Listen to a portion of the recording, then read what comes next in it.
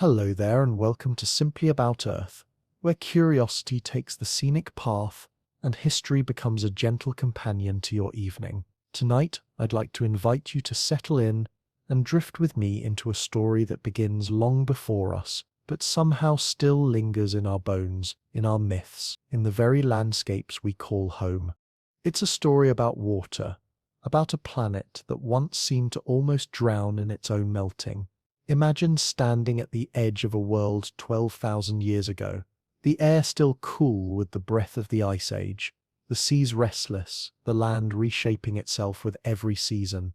Tonight we'll be wandering through what the Earth was like after the Great Flood, the mysterious period when the ice sheets melted, the oceans surged, and humanity had to find its footing again on a changed planet. But before we wander too far into that past, I'm curious, where are you listening from right now? Maybe you're close to the sea, maybe far inland, maybe you can hear rain tapping against your window, or perhaps you're surrounded by a still, quiet night. Drop a comment below and let me know where in the world you're watching from. It's always fascinating to see how far these stories travel. Fitting, isn't it, to be speaking about floods and waters when somewhere at this very moment, rivers and tides are moving, reshaping their own landscapes in miniature. What's it like where you are right now? And as always, if you find this journey soothing, if it helps you unwind, or if it sparks that quiet sense of wonder, I'd be grateful if you gave this video a like or even subscribed, because it helps this little space reach others who might also need a calm voice to carry them into rest. Now let's find our place on that ancient Earth 12,000 years ago. When we think of floods, we might picture a sudden storm, a river swelling beyond its banks, streets turned into streams.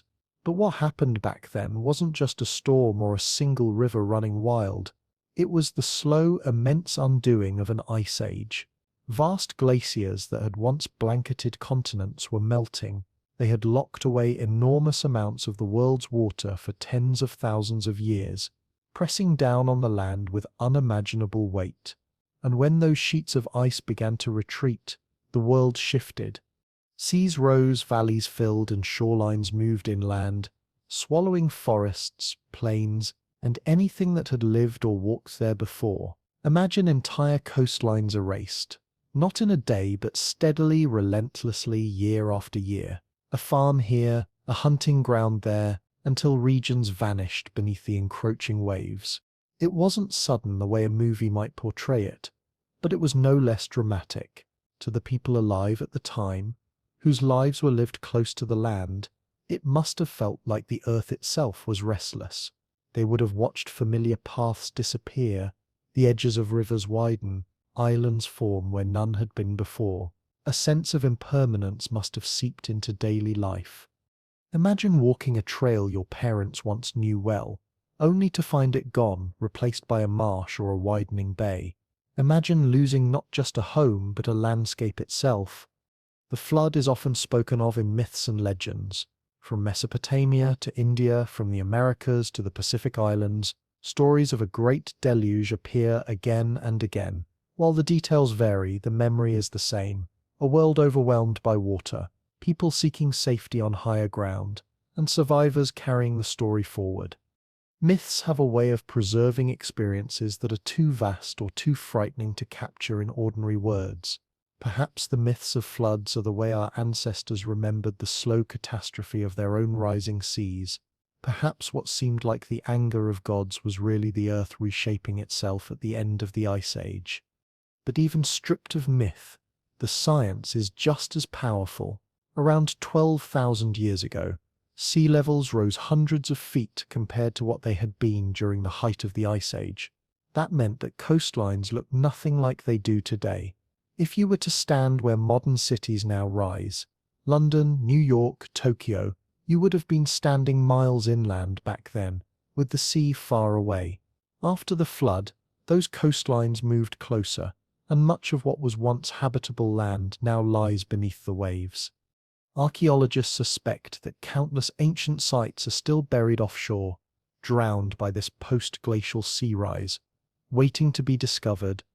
The world after the flood wasn't just wetter, It was warmer. As the glaciers melted, they not only released water, they changed the climate. Rivers swelled with glacial melt, carving valleys deeper, carrying fertile soil across plains, spreading nutrients that would later support agriculture. The earth became greener in many places, forests spreading into lands once locked in ice. The air carried more moisture, storms shifted, and ecosystems transformed. It was a time of endings, yes, but also of beginnings. For humans, these changes were not abstract. They shaped migration, survival, and the birth of cultures. Entire groups of people had to move as their homes disappeared under rising waters. Some went inland, some followed new rivers, some adapted to life near the expanding seas, learning to fish and sail. It was a time of adaptation, of ingenuity, and of resilience. Perhaps this is why flood stories often end not just with destruction but with renewal. Out of loss came new ways of living. Out of drowning came rebirth. If you close your eyes and picture it, you might imagine a family sitting near a fire on the edge of what had once been dry land. The night is quiet, except for the steady lap of water against the shore. Their grandparents remember a village that once stood farther out, now swallowed by the sea. Their children will never know it existed. For them, the water has always been there. That is how history works when nature moves faster than memory. The flood wasn't uniform. Different regions of the earth experienced it in different ways. In some areas, like the North American Great Lakes, ice melt created vast inland seas, reshaping the map entirely. In others, like the Mediterranean, rivers swelled and poured into basins, flooding valleys that had been dry for millennia. In places like Southeast Asia, low-lying plains were lost to the ocean, while islands grew smaller, scattered remnants of once larger continents. Every culture, every community would have had its own story of what the flood took and what it left behind.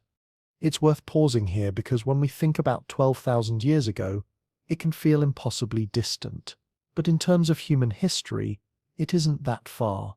Our ancestors were already skilled toolmakers, artists, storytellers. They painted caves, shaped ornaments, built shelters. They loved, they raised children, they grieved. To them, the rising waters weren't a geological event. They were part of daily life, like weather, like hunger, like hope. And when you imagine it that way, the flood isn't just history, it's lived experience, as real and raw as anything we feel today. So, what was Earth like after the Great Flood? It was a planet in transition, where every horizon seemed to shift, where maps were redrawn, not by hand but by water. It was the end of an age and the beginning of another, and as the land changed, so too did the creatures upon it, from the mammoths fading away to humans stepping cautiously into a new world. And that perhaps is where our journey truly begins. When we speak of memory, we often think of our own lives, moments kept like small treasures in the mind, fading or sharpening depending on how often we revisit them. But there are memories that live longer than a single lifetime, memories that slip into stories, myths and traditions carried forward not by one person but by entire communities across generations. The story of a great flood belongs to this kind of memory. What happened 12,000 years ago wasn't just a change in climate or geography. For the people who lived through it, it became a marker, a boundary between the world before and the world after. And when something reshapes the very land under your feet, it doesn't fade easily from human imagination. It lingers, retold around fires, passed down as warnings, preserved in song and story until it becomes something bigger than memory, something close to myth. Everywhere you look in human culture, you find echoes of the flood. It's there in the story of Noah in the Hebrew Bible, where rains fell for 40 days and 40 nights until only those on the ark survived. It's there in the Mesopotamian epic of Gilgamesh, one of the oldest written tales we possess, where the gods send a flood to cleanse the world and one man is told to build a vessel to preserve life. It's in Hindu traditions where the god Vishnu in the form of a fish warns Manu of a coming deluge, guiding him to build a boat that carries seeds of life. It's told among the Hopi, the Ojibwe, and countless other indigenous peoples of North America, where waters rose and only those who listened to the animals or to divine messengers survived. Even in places as far apart as Polynesia and Scandinavia, stories of overwhelming waters are part of cultural memory. Now, it's true that floods happen everywhere. Rivers overflow, storms bring surges, tsunamis strike without warning. But the universality of the flood story suggests something larger, not just local disasters remembered, but an echo of a global event, a time when waters did not simply rise for a season, but remade the map of the earth itself. For communities 12,000 years ago living close to coasts and rivers, the sea level rise after the Ice Age must have seemed like the world itself was drowning. Even if the changes were gradual on a geological scale, for human lives, the difference between a safe home and a lost one might be a single generation. That is more than enough to etch a memory deep into culture. Imagine a community living along what is now the continental shelf back when it was dry land. To them, the shore might have been miles away, a horizon of salt air and tides. Over the years, they watched the shoreline creep closer. Fields where they gathered food became marshes. Burial grounds were swallowed by brackish water. Trees that once stood tall ended up half drowned. The elders told stories of where the land used to be, and children grew up hearing of places they would never walk because the sea had claimed them. To us, this is data. Sea levels rising, coastlines shifting. To them, it was personal. It was the loss of sacred places, hunting grounds, homes, ancestors. When we look at myths through this lens, they become less like fantasy and more like cultural records, imperfect but deeply meaningful. The flood at the edge of memory may not describe a single storm, a single year of rain, but rather the long, slow catastrophe of post-Ice Age flooding. And the way those stories are told, through gods, through punishments, through survival, reflects how people made sense of what they could not otherwise explain. Why did the waters rise? Why did the world change? In a time before geology, before science as we know it, the answers had to come through story. It's striking how often these flood myths center not just on destruction, but on survival. There is always someone who listens, someone who builds the boat, someone who climbs to higher ground. The flood is not the end. It is a trial after which humanity begins again. In that sense, these stories are less about despair and more about resilience. They say, yes, the waters rose. Yes, the world changed, but life continued. We endured, and perhaps that is why they were worth telling over and over, because they carried not just fear of the flood, but hope for what came after. The idea of cultural memory brings us to something important. How do we know which myths connect to real events? Archaeologists and anthropologists look for patterns. When a story appears across many cultures in distant places, when it describes not just vague catastrophe, but details that align with geology or climate data, it hints that the memory may be rooted in reality.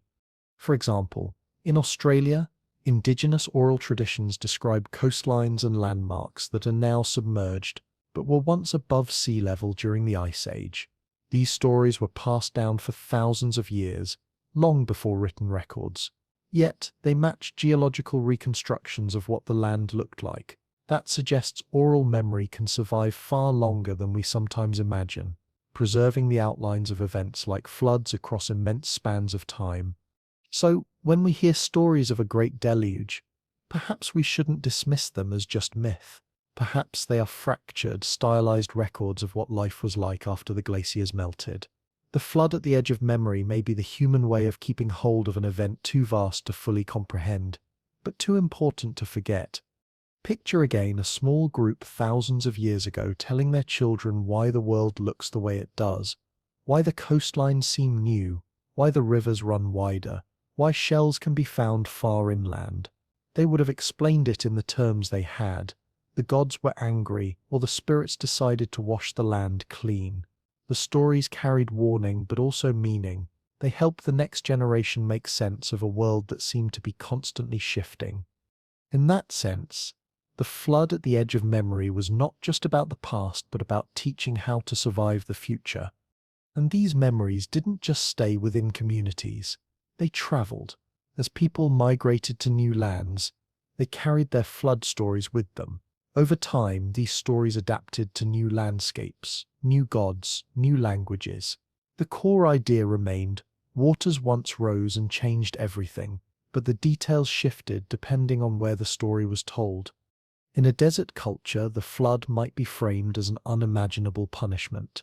In a river culture, it might be seen as a recurring cycle. In an island culture, it might be part of an origin story. The universality lies not in identical details, but in the shared memory of overwhelming waters. What makes this all the more fascinating is how these myths intersect with the science we now uncover. Sediment cores from ocean floors show sudden pulses of fresh water entering the seas during glacial melt. Geological records reveal drowned river valleys, now forming the seabeds of our coastlines. Fossils of plants and animals are found beneath the waves, reminders of lands once above water. Each of these discoveries matches in its own way the memory preserved in stories. It is as if science is slowly catching up to what human culture has carried in its imagination all along. There is also the question of why flood myths are remembered more vividly than other kinds of disasters. Earthquakes, volcanic eruptions, droughts, all of these would have been part of human experience. Yet it is the flood that dominates global mythology. Perhaps it is because water is both life and danger. We cannot survive without it, yet too much of it can sweep away everything. Floods are also visible, in a way droughts are not. You can watch the waters rise, watch the land disappear. The transformation is undeniable. And when that transformation is not just temporary but permanent, as it was 12,000 years ago, it leaves a scar not just on the land but on human memory. So when we speak of the flood at the edge of memory, we're really speaking of two things: the geological reality of post-ice age, sea level rise, and the cultural reality of how humans remembered it. One is written in rocks and shorelines, the other in stories and myths. Together they form a double record of the same event, one natural, one human. It's worth considering how those ancient memories still shape us. Even today, flood myths resonate. They are retold in religious traditions, in literature, in movies. They carry moral weight, warnings about arrogance, about ignoring signs, about renewal after destruction. They remind us that water has always been both a gift and a threat, and they remind us that no matter how advanced we become, we are still vulnerable to the forces of nature, just as our ancestors were 12,000 years ago. In a way, listening to these stories is like listening to the earth itself. The planet doesn't speak in words but in changes: rising seas, shifting climates, growing forests, vanishing ice. Humans translate those changes into narratives, and sometimes those narratives last far longer than we expect, bridging the gap between ancient experience and modern science. And so, as we drift deeper into this story, we find ourselves standing not just in the past, but at the crossroads of memory and geology. The flood is at once a fact of nature and a fact of culture, remembered across continents, told in countless voices, yet always pointing back to the same truth. There was a time when waters rose and the world was never the same again. When the Ice Age began to loosen its grip on the planet, it didn't happen with a single crack or a single thaw. It happened with a slow but relentless retreat, an undoing of something that had been built over tens of thousands of years. Imagine sheets of ice taller than mountains stretching across continents, pressing down on valleys, covering everything in silence and cold. For generations, that was the world people knew. Then slowly the balance tipped. Temperatures inched upward, and what had been frozen for ages began to melt. That melting was not just a quiet drip of water down stone, it was a cascade that reshaped Earth itself. The retreat of the ice was the trigger for what we now call the Great Flood.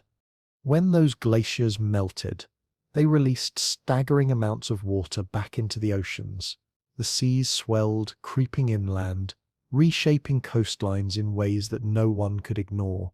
Entire land bridges that had once connected continents began to sink beneath the waves. The Bering Land Bridge, for example, that stretch of earth that once connected Siberia to Alaska, was slowly swallowed by the rising seas. For countless generations, humans and animals had crossed it, spreading across continents, hunting and following herds. After the ice retreated, that bridge was gone, leaving the Americas separated from Asia in a way that remains to this day. Europe, too, changed. What had once been dry plains between Britain and mainland Europe, an area known to archaeologists as Doggerland, was gradually inundated. Villages, forests, and hunting grounds disappeared until only the North Sea remained. People living there would have watched their familiar landscapes dissolve, forcing them to move inland or adapt to new coastlines. Even now, fishermen sometimes pull up remnants of trees, bones, or tools from those drowned lands. It's a reminder that what is now sea was once home. And the retreat of the ice didn't just raise water levels, it changed the weight of the Earth's crust itself. Glaciers had pressed down on the land like massive hands, flattening valleys and holding the surface in place. When the ice melted, the land slowly began to rebound, a process called isostatic adjustment. In some places, this meant new hills and shorelines appeared even as the sea rose.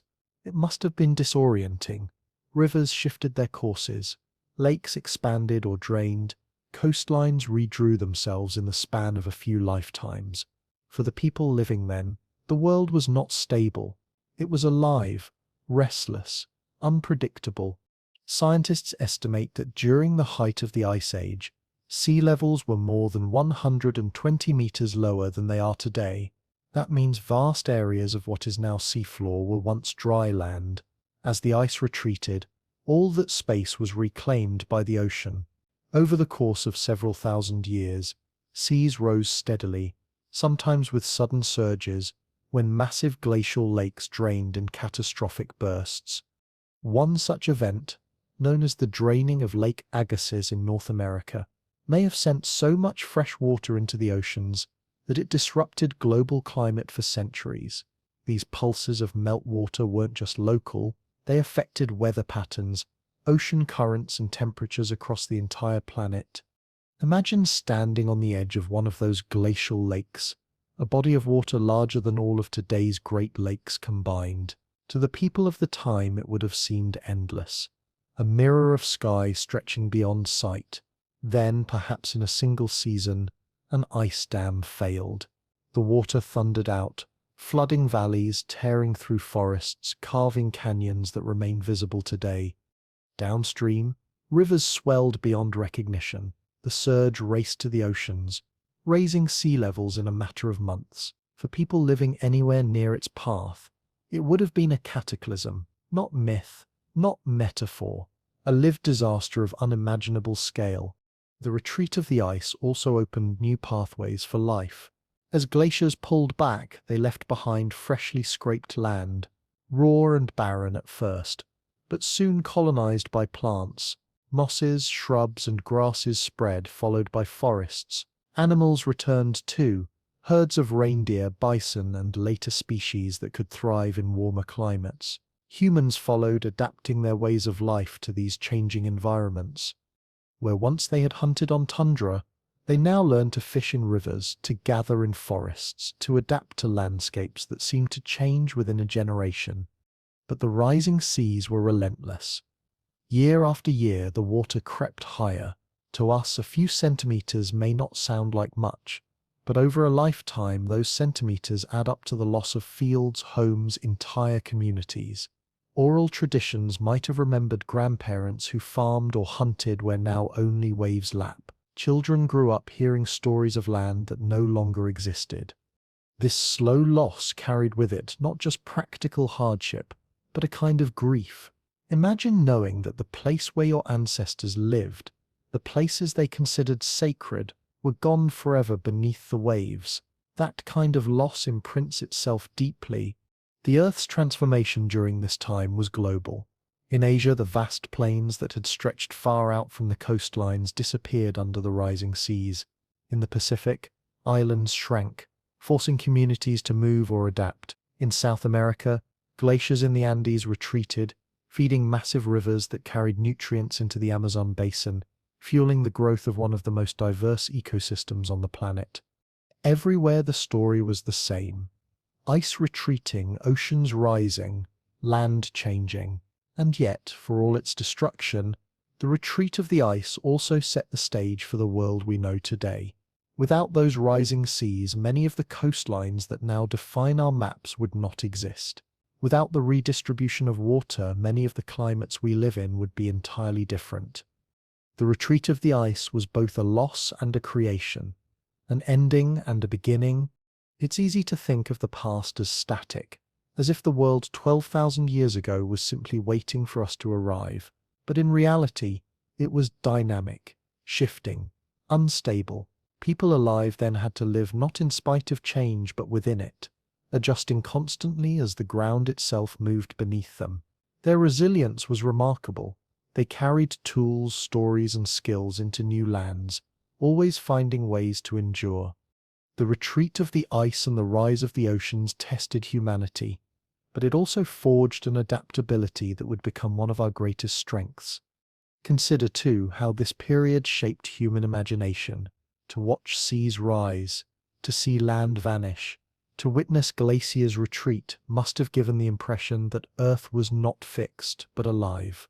That impression found its way into myths of gods reshaping the land, of waters rising at divine command, of worlds ending and beginning anew. The physical world fed directly into the spiritual, because how else could you explain forces so much greater than human will? The retreat of the ice and the rise of the seas were not just natural events. They became the canvas upon which humans painted their earliest understanding of power, change, and survival.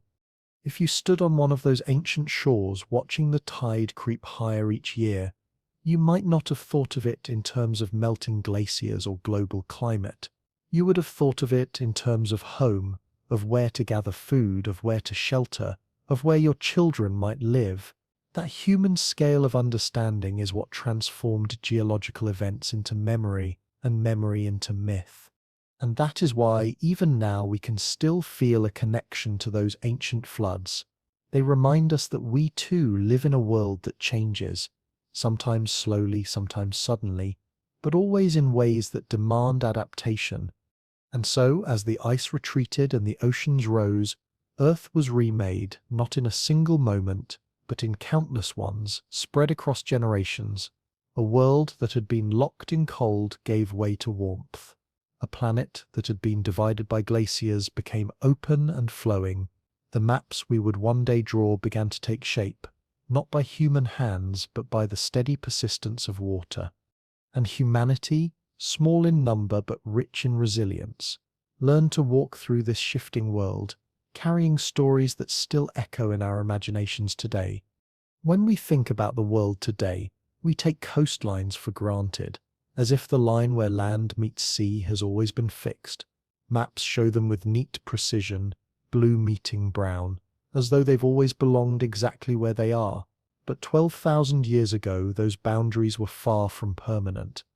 As the ice retreated and the oceans rose, coastlines shifted in ways that would have felt both sudden and permanent to the people living then. Land that had been walked on, farmed, and worshipped disappeared. Rivers that once led to fertile valleys now emptied into salt water. Islands appeared where there had once been hills, and whole plains sank beneath waves. The drowned coastlines became silent testaments to the power of water, reshaping the world in ways both subtle and overwhelming. One of the most striking examples lies beneath the North Sea. Today, that stretch of ocean is busy with ships and fishing boats, but hidden below lies a lost land known to archaeologists as Doggerland. During the Ice Age, Doggerland was a vast plain, rich with rivers, lakes, forests, and wildlife. It connected what we now call Britain to mainland Europe, making it possible for people and animals to cross freely. It wasn't just a barren landscape. It was home. Small communities lived there, hunting red deer, fishing in rivers, and gathering plants in meadows that are now lost beneath the sea. For thousands of years, Doggerland thrived. Then, as the seas rose, it began to vanish. Year after year, the shoreline crept inland. Villages were abandoned, paths were forgotten. Eventually, the land was swallowed entirely, leaving only memories carried inland by those who fled. Today, trawlers still drag up bones, antlers, and tools from the seabed, proof that a world once vibrant now lies drowned and silent. Doggerland is not unique. All around the planet, similar stories unfolded. In Southeast Asia, a vast plain known as Sunderland connected many of the islands we know today, Sumatra, Java, Borneo, to the Asian mainland. Back then, rivers flowed across fertile valleys and coastal plains stretched for miles. Rising seas transformed that landscape into the scattered islands of Indonesia, the Philippines, and Malaysia. What is now one of the most complex archipelagos on Earth was once a continuous stretch of land. For people living there, the loss would have been dramatic. Ancestral lands vanished beneath waves, and the familiar connections between places were broken. Communities that had once been neighbors across fields and rivers became separated by seas, changing migration, trade, and culture forever. The Persian Gulf tells a similar story. At the height of the Ice Age, it was not a sea, but a broad river valley watered by the Tigris, Euphrates, and other rivers. It may have been one of the lushest regions on Earth, a fertile refuge for early humans. As the seas rose, the valley flooded, transforming into the Gulf we know today. For those living along its rivers, the flood would not have been a single event, but a creeping inevitability. Villages once set comfortably inland found themselves at the edge of rising waters. Then beneath them, it's no wonder that so many Mesopotamian flood myths speak of waters swallowing the world, because for them it did. Farther east in India, the Gulf of Khumbat holds submerged ruins that suggest ancient settlements now beneath the waves. Whether those ruins are truly remnants of early cities or natural formations is still debated, but the idea of lost civilizations beneath the sea continues to capture imagination. After all, if so much land was drowned 12,000 years ago, how many of our earliest communities might have been erased? How many stories were lost with them? In Japan, similar evidence lies offshore. Submerged structures near Yonaguni, shaped by either natural forces or human hands, stand as haunting reminders of coastlines that once lay far beyond today's shores. Divers explore what looks like steps, terraces, and walls, as if a forgotten city sleeps beneath the ocean. While scientists continue to debate the origins of these formations, the symbolism remains the same. Drowned coastlines hold secrets, fragments of lives once lived on land we can no longer walk. The Americas, too, hold their drowned worlds. Along the Atlantic coast, what is now continental shelf was once dry land where mammoths and mastodons roamed and humans followed. In Florida, underwater caves contain skeletal remains of early peoples, evidence that coastlines have shifted dramatically since they lived there. In South America, regions that are now low-lying coasts were once plains, later submerged by the relentless rise of water. The drowned coastlines stretch across the globe from the Caribbean to the Pacific, each carrying its own story of loss. But these lost lands weren't simply erased. Their disappearance reshaped human history. When people were forced inland, they carried their knowledge with them, influencing cultures farther away from the sea. Displacement brought new interactions, new communities, and new stories. The drowned coastlines became more than vanished land. They became the catalyst for change. People adapted to new environments, learned to live with new resources, and developed new ways of thinking. The memory of what was lost became embedded in myths, while the reality of adaptation forged new paths for survival. The psychological impact of losing coastlines cannot be overstated. For cultures that saw land as sacred, the drowning of ancestral ground would have been devastating. Burial sites, sacred groves, and gathering places disappeared. Imagine standing on a shoreline knowing that beneath the waves lay the bones of your ancestors.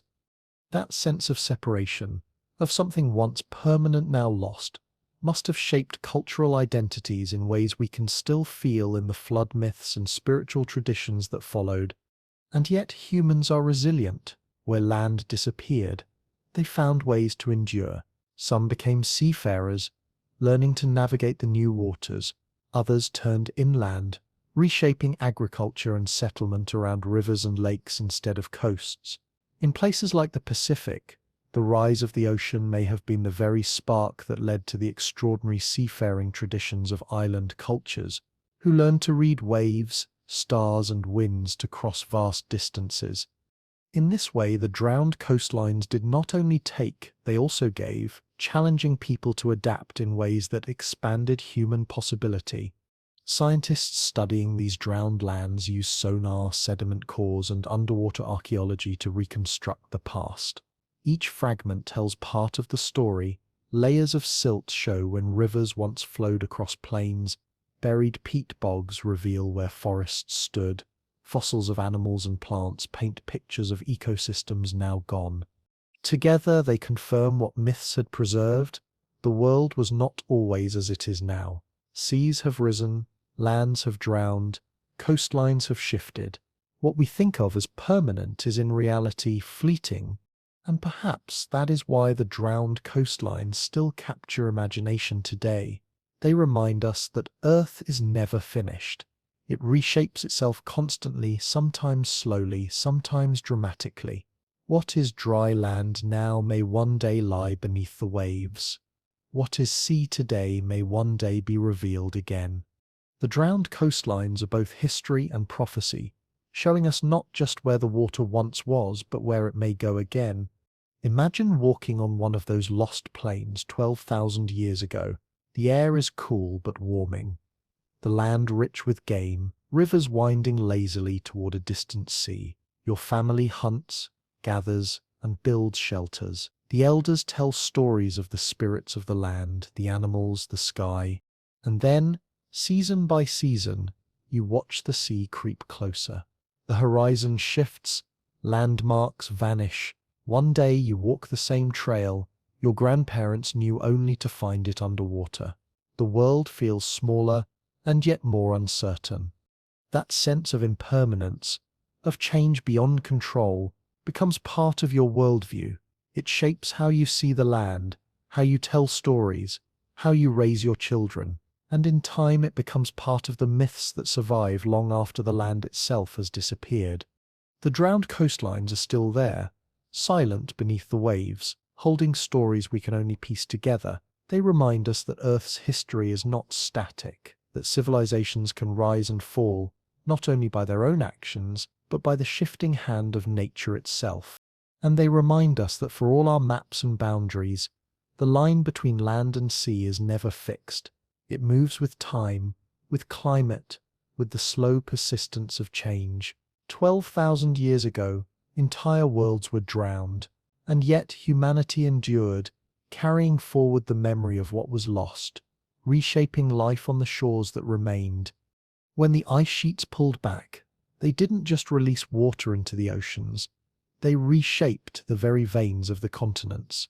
The retreat left behind scars, hollows, and basins, and into those basins poured meltwater, rain, and runoff, creating lakes and rivers where none had existed before. In some places, the land was scoured so deeply by glaciers that it formed the cradles of freshwater seas. In others, the immense weight of ice had pressed the ground down, and when that weight lifted, the depressions filled with water, leaving behind landscapes that still define regions today. Earth after the flood wasn't just a world of rising oceans, it became a planet laced with new waterways, an interconnected system of rivers and lakes that carried life, sediment, and memory. The North American continent offers one of the clearest examples, as glaciers retreated from what is now Canada and the northern United States. They left behind vast meltwater lakes. One of the greatest was Lake Agassiz, a body of water so large it dwarfed anything we know today. At its peak, Lake Agassiz stretched over hundreds of thousands of square kilometers, larger than all of today's Great Lakes combined. Imagine a freshwater sea covering the heart of a continent.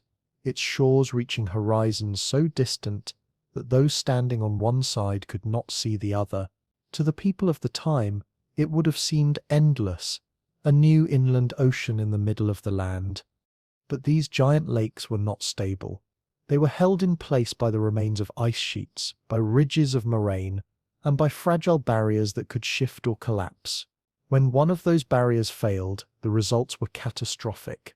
Glacial lake outburst floods roared across the land, carrying with them billions of tons of water. Valleys were gouged, canyons carved, soils stripped away.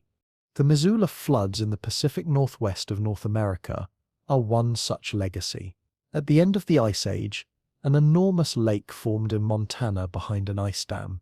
When that dam gave way, water surged across Washington state, ripping up earth, creating giant channels, and scouring the landscape into shapes that can still be seen today: dry waterfalls, immense ripple marks, and scablands that tell the story of water moving with unimaginable force. For people who may have lived nearby, the sound and sight of such a flood would have been overwhelming. It was not a trickle or a stream, it was the earth itself in motion. Elsewhere, as glaciers withdrew, they created the beginnings of what we now know as the Great Lakes. Superior, Michigan, Huron, Erie, and Ontario are all children of the Ice Age, born when retreating ice left behind deep basins. Over thousands of years, those basins filled with meltwater, shaping ecosystems, providing routes for migration, and later becoming lifelines for human cultures. Imagine being among the first humans to approach those lakes, vast mirrors of sky and water, rich with fish, surrounded by forests growing in the newly thawed soil. For them, these lakes were not just resources. They were worlds of their own, sources of food, of transport, of stories. In Europe, the story was similar. Scandinavia, once buried under kilometers of ice, became a land of rivers and fjords as the glaciers melted.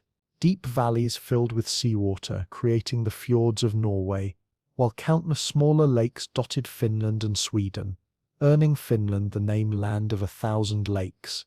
These waters became arteries for life, guiding movement, providing fish, and carving the identity of the land itself. To the first people returning north as the ice retreated, these lakes and rivers must have seemed like gifts left behind by the glaciers, shimmering signs of a new world. Asia, too, was transformed. In Siberia, immense rivers like the Obol, Lena, and Yenisei swelled with meltwater, carving even deeper channels across the vast tundra. In Central Asia, glacial melt fed inland seas and lakes, some of which grew to enormous size before shrinking again as climates shifted. Even today, traces of these ancient lakes can be found in the deserts, dry basins where once there was water, the ghost footprints of the Ice Age floodwaters. The creation of new lakes and rivers didn't only change geography, it altered ecosystems in profound ways. Where there was water, there was life. Fish spread into new basins. Birds followed, forests grew along riverbanks. The spread of water reshaped migration routes for animals and humans alike. Herds of animals came to drink at new lakes, and people followed them. Fish became a vital food source, and river valleys became gathering places. The rhythm of life began to follow the rhythm of these new waters. It's important to imagine the emotional side of this transformation. For people living through it, the earth was not fixed. It was shifting, fluid, alive. A valley that had once been a hunting ground might suddenly fill with water, becoming a lake. A small stream might swell into a river too wide to cross. Landscapes remembered by grandparents were gone, replaced by something new. That sense of impermanence must have been both frightening and awe-inspiring.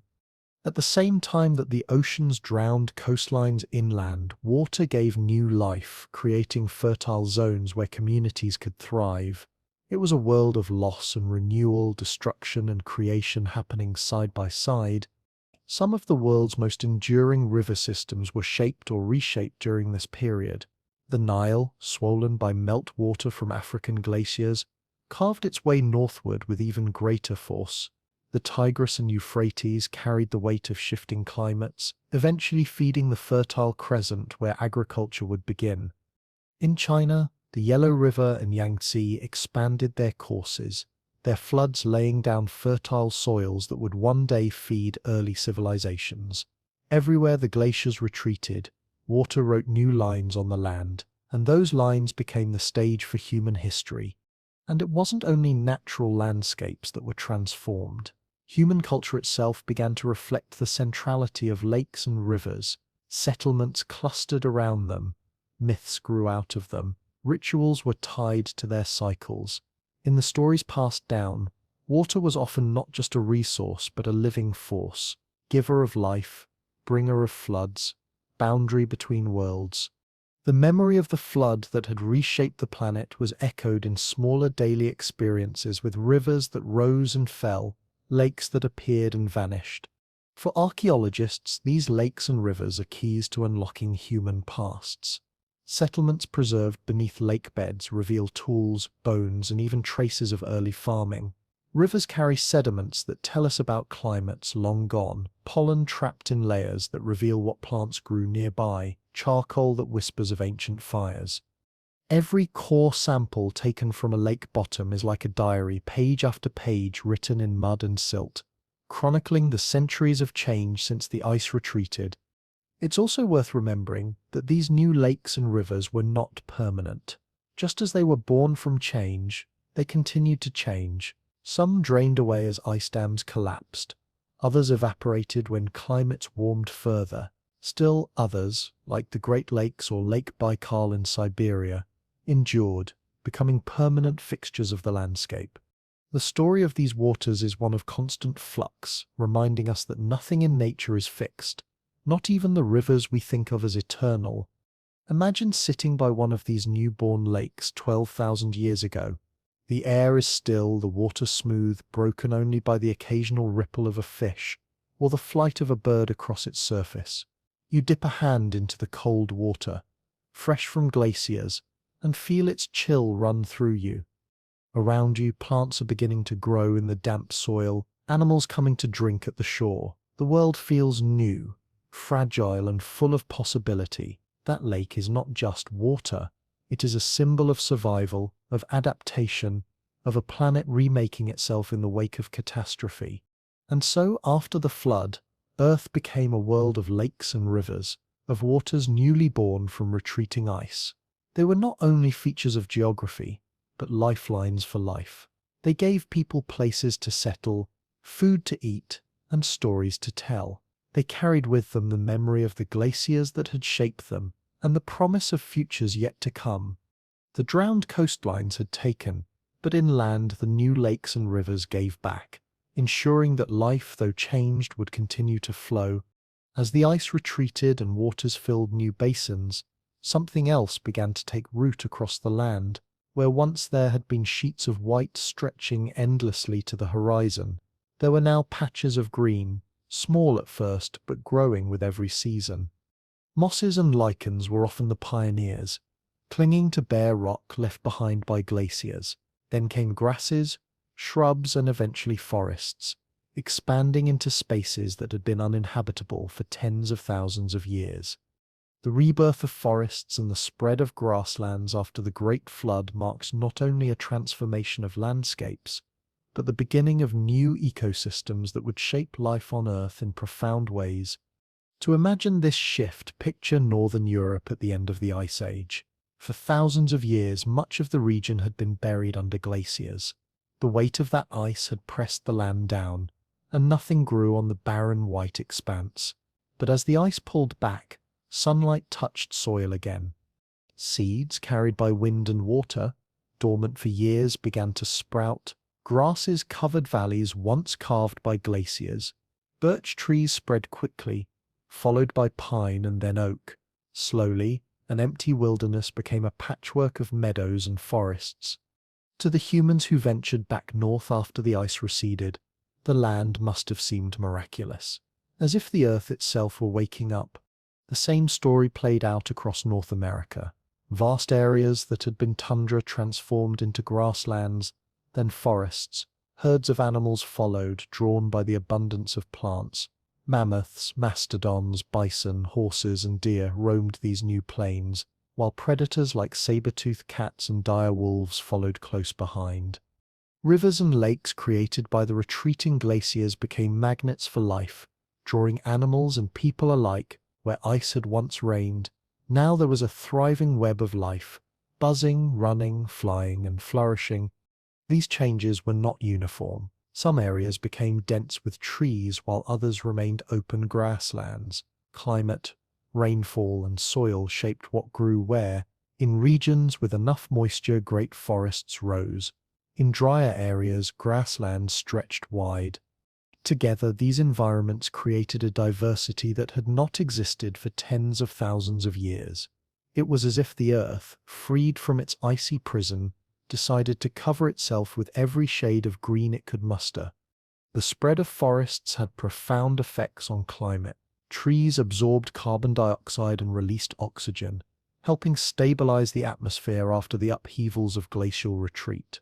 Forests also altered rainfall patterns, drawing moisture into the air and feeding local weather systems. In turn, those rains nurtured more plant life, creating a feedback loop that encouraged growth.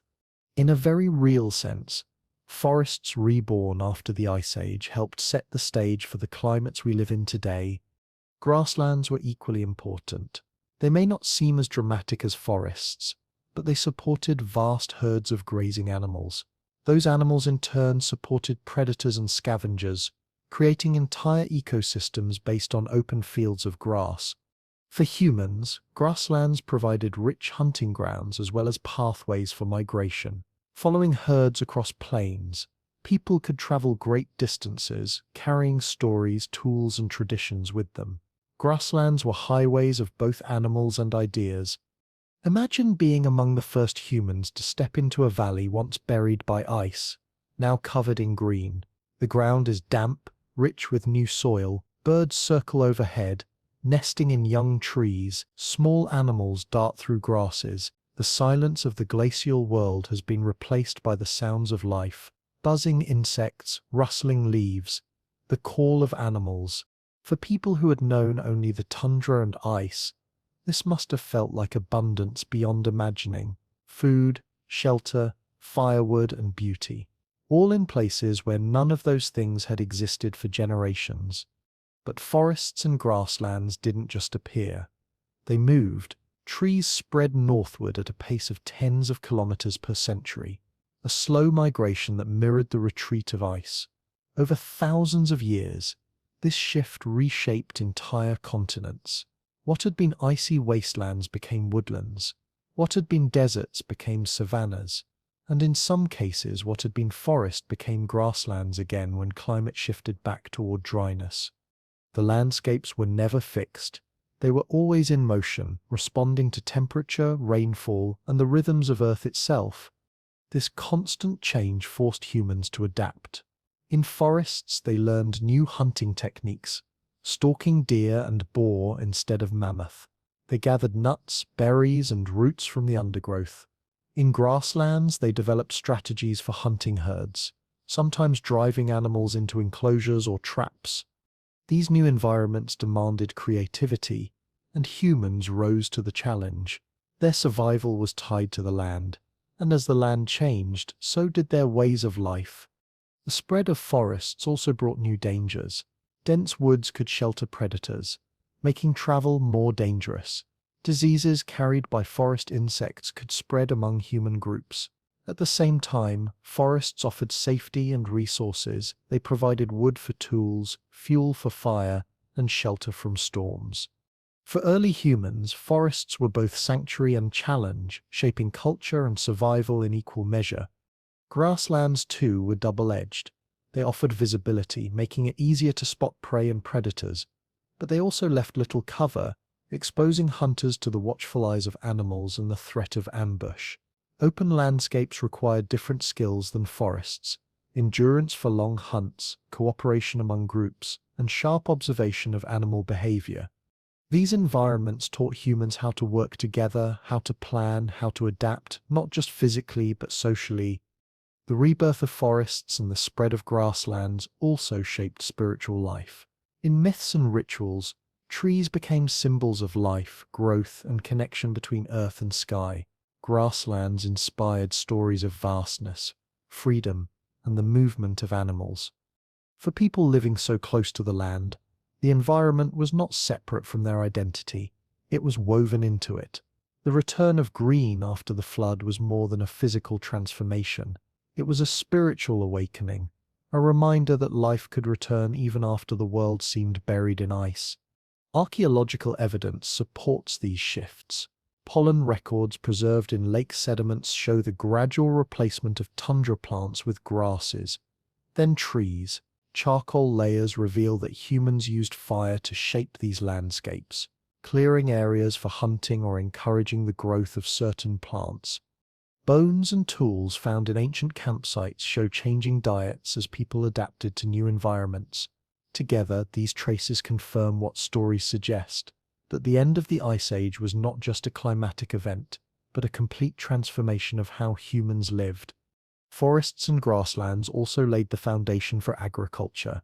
As humans gathered plants from these new environments, they began to notice which seeds grew best, which plants could be encouraged. The abundance of wild grains in grasslands and fruits in forests created opportunities for experimentation. Slowly, over thousands of years, these experiments turned into cultivation. The rebirth of green landscapes after the flood made farming possible, and farming in turn would transform human societies forever. It's striking to realize how much of our modern world still depends on these changes. The forests that grew after the Ice Age became some of the oldest ecosystems on Earth. The grasslands that spread supported the ancestors of today's grazing animals and laid the groundwork for pastoral cultures. Even now, our fields of wheat, barley, and rice trace their lineage back to those wild grasses that first spread into the empty lands left by glaciers. Imagine once more walking through one of those forests as it spread northward. The trees are young, their trunks thin, their canopy not yet dense. Light streams through, dappling the forest floor. Small animals scurry in the underbrush, while birds call from the branches. The air smells of damp earth and growing things. It is a world in transition, still raw, still new, but full of promise. And if you step out of the trees into the open, you find a sea of grass stretching toward the horizon, rippling like waves in the wind. Herds graze in the distance, and the sky above feels impossibly wide. Between forest and grassland, you're standing in the heart of a planet remade, and that was the gift of the earth after the flood. It did not simply take, it gave back in green, in abundance, in life. Forests reborn and grasslands spread, reshaping the world not just for animals and plants, but for humans who would build their future on the landscapes that emerged. And as those landscapes grew and changed, so too did the people, adapting, surviving, and carrying forward the memory of a world forever transformed. If you've been enjoying this journey through Earth's ancient past so far, I'd love for you to hit that like button. It really helps others discover these stories and keeps this little corner of YouTube growing. Your support means the world to me. When the Ice Age loosened its hold and the waters reshaped the Earth, not every creature was able to make the transition. The period after the Great Flood was not only a time of rebirth and renewal, but also a time of endings. Entire species that had once roamed in vast herds or hunted across frozen plains began to vanish. Some disappeared slowly, fading as climate shifted, and their food sources dwindled. Others seemed to have vanished in sudden waves, leaving behind only bones and traces in the soil. It was an age defined by survival, where some creatures adapted and thrived in the new world while others could not keep pace with the changes. For thousands of years, mammoths had been icons of the Ice Age. Towering, shaggy, with long curving tusks, they had thrived in the cold expanses of tundra and grasslands. But as forests spread and the open plains shrank, their numbers dwindled. The grasses that had once supported vast herds gave way to trees and shrubs. Warmer climates brought more disease and more competition from other species. At the same time, human hunters put pressure on populations already struggling to adapt. Piece by piece, the range of mammoths contracted until they were gone from most of the world. A few small populations lingered on remote islands for thousands of years longer, but eventually even they faded, leaving behind only bones, frozen remains, and the stories humans told of the giants that once walked the earth. Mastodons, close relatives of mammoths but with different diets and habits, faced a similar fate. They had once thrived in North America's forests, browsing on trees and shrubs, but as climate shifted and forests changed, they struggled. Human hunting added more strain, and by around 10,000 years ago, mastodons had vanished. For humans who had lived alongside them, who had hunted them, their disappearance must have felt like the loss of both a food source and a part of the world's order. Imagine a child listening to an elder's story about mastodons long after they had disappeared, trying to picture creatures they would never see for themselves. And mammoths and mastodons were not alone. Giant ground sloths, some as large as elephants, roamed South America for millions of years. They dug into the earth with massive claws, feeding on leaves, moving slowly but powerfully through forests and plains. After the flood and the climate shifts that followed, they too disappeared. Saber-toothed cats with their elongated teeth, once apex predators, also vanished. Dire wolves, larger and heavier than today's wolves, followed them into extinction. Giant beavers, camels in North America, horses that had once evolved on the continent, but would not return until humans reintroduced them thousands of years later. All of these creatures were part of a wave of extinctions that marked the end of the Pleistocene and the beginning of our present age. The causes of these extinctions are still debated. Climate change alone was severe enough to challenge many species. The habitats they depended on were vanishing, transformed by rising seas, spreading forests or warming temperatures. At the same time, humans had become more skilled hunters, equipped with stone-tipped spears, coordinated strategies, and growing populations. Humans were formidable predators. It's possible that many species might have survived one of these pressures alone, but not both together. Caught between shrinking habitats and relentless hunting, many could not adapt quickly enough. For humans, the extinctions were both a loss and an opportunity. The disappearance of large animals forced people to diversify their diets.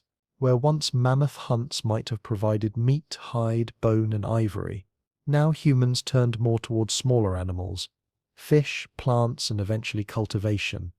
This shift may have been one of the pressures that pushed humanity toward farming, as reliance on unstable animal populations was no longer sustainable. In this way, the extinctions that marked the end of the Ice Age also shaped the birth of agriculture and the societies that would follow. Yet, not all species vanished.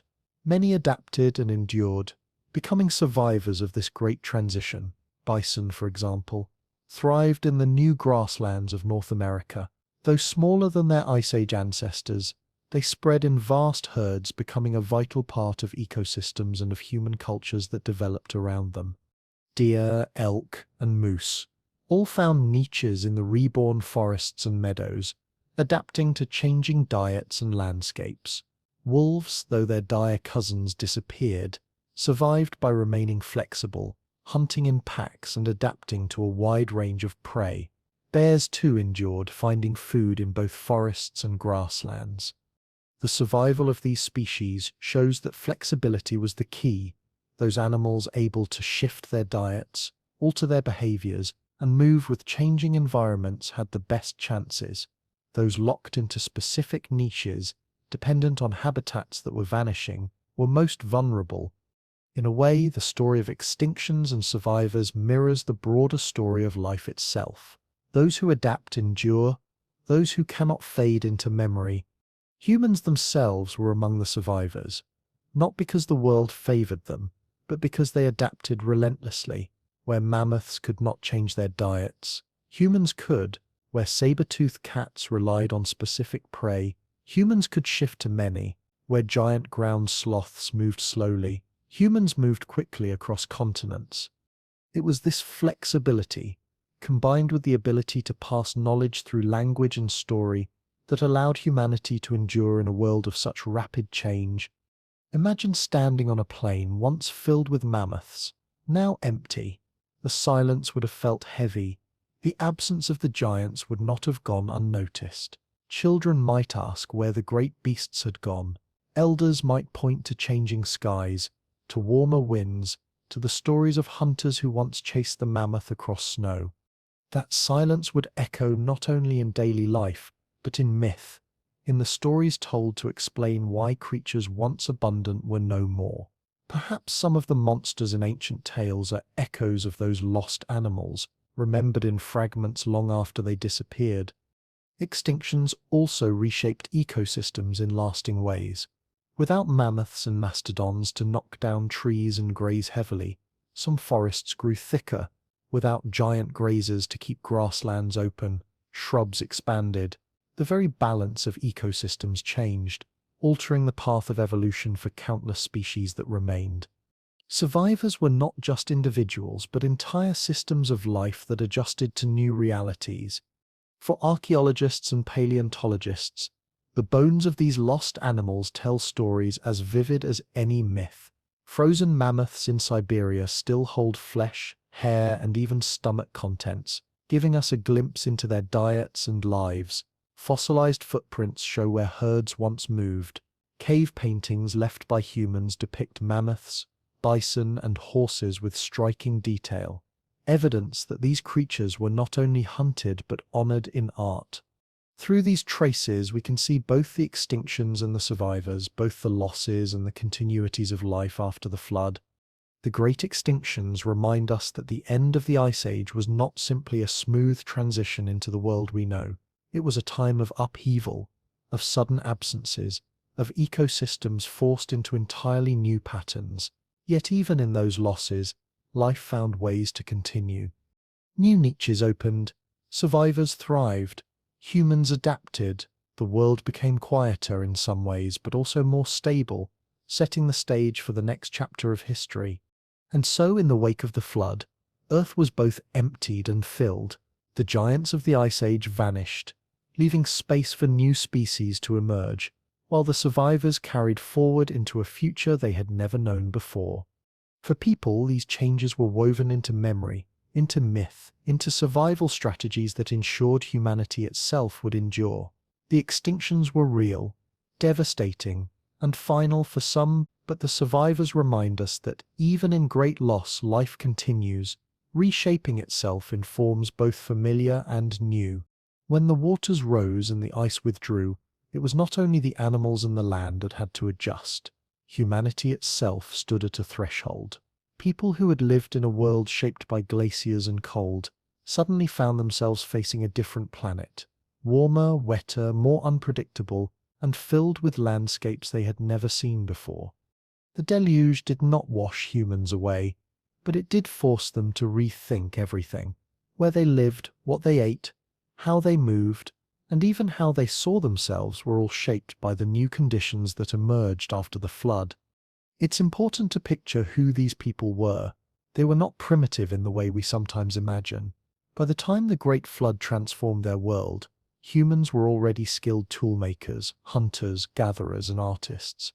They had painted caves with images of animals, crafted ornaments, carved figurines, and told stories that carried meaning across generations. They knew how to track game, how to shape stone into blades, how to use fire not only for warmth but for managing the land.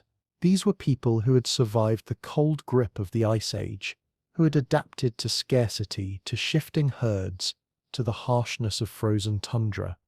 And when the waters came, they carried that same resilience into a world remade by melt and flood. The rising seas reshaped human migration. Lands that had once connected people were gone. Communities that had been neighbors across plains and rivers suddenly found themselves separated by water. In Eurasia, the flooding of Doggerland cut Britain off from the continent. In Southeast Asia, the drowning of Sunderland fragmented what had once been a continuous plain into hundreds of islands. In the Americas, coastlines advanced inland, erasing hunting grounds and settlements. Everywhere the flood redrew the map, and humanity had to adjust. Some groups retreated inland, seeking new hunting grounds in forests and valleys. Others turned toward the water itself, learning to fish, to build boats, to navigate coasts. In that way, the deluge did not just destroy, it pushed humans to become more inventive. Food was at the center of this shift. Large animals that had been staples of Ice Age hunting were disappearing, whether from climate changes, habitat loss, or hunting pressure. Mammoths, mastodons, giant sloths, and other megafauna were fading from the earth. That loss forced humans to broaden their diets. Smaller game, fish, shellfish, birds, and plants became increasingly important. Gathering nuts, seeds, and roots provided reliable sources of food when big hunts were less predictable. In some regions, this growing reliance on plants laid the groundwork for farming.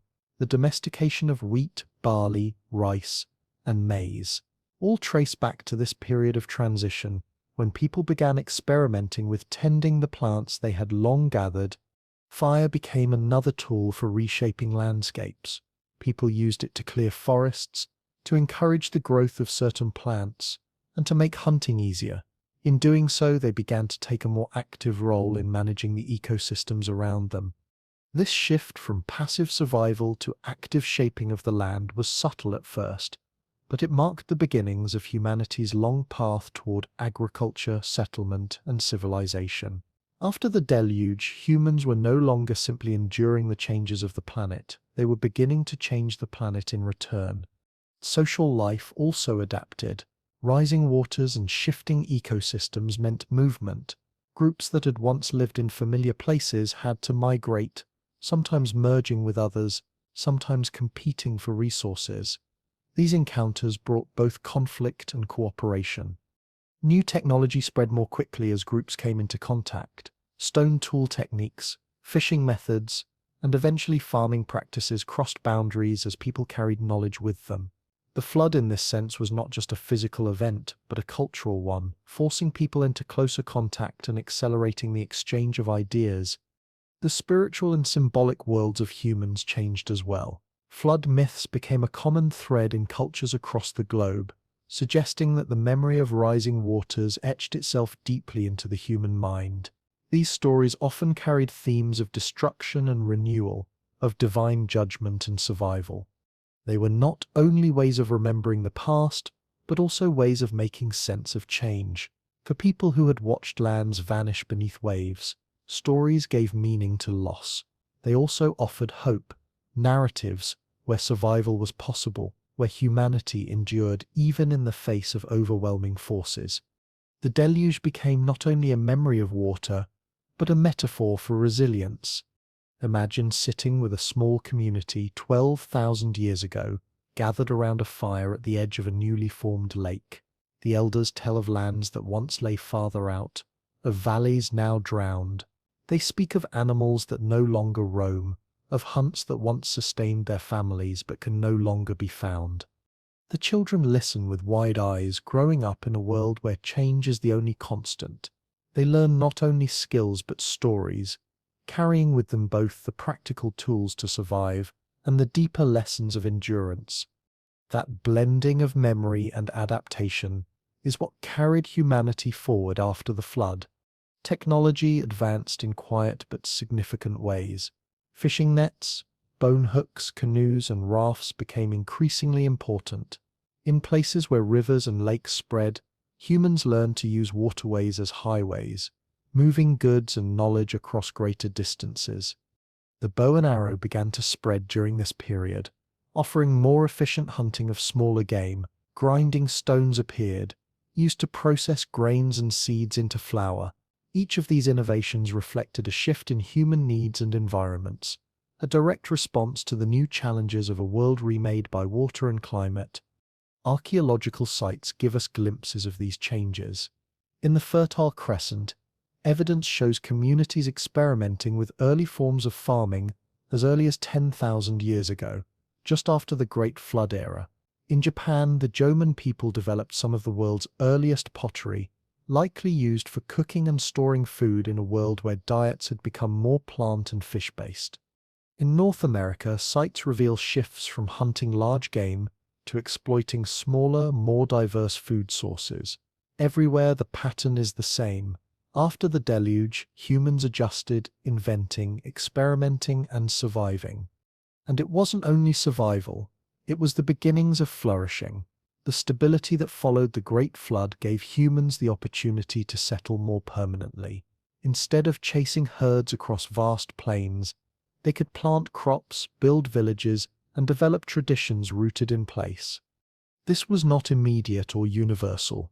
Many groups continued to live as hunters and gatherers for thousands of years, but the seeds of a new way of life were planted. Those seeds would grow into farming, cities, and civilizations, all because humanity found ways to endure after the flood. But even as people settled, the memory of the deluge never left. Stories of rising waters were carried in myths, rituals often centered on water, on rivers, on fertility and renewal. In many cultures, the line between land and sea was seen as a boundary between worlds, reflecting the real experience of coastlines advancing inland and swallowing the familiar. These cultural echoes show how deeply the flood shaped not just survival but imagination. Survivors of the deluge were also faced with choices. Some embraced the new, becoming farmers and fishers. Others clung to older ways, following herds into shrinking grasslands. The coexistence of these paths shows that humanity was not moving along a single line of progress, but exploring many ways of living.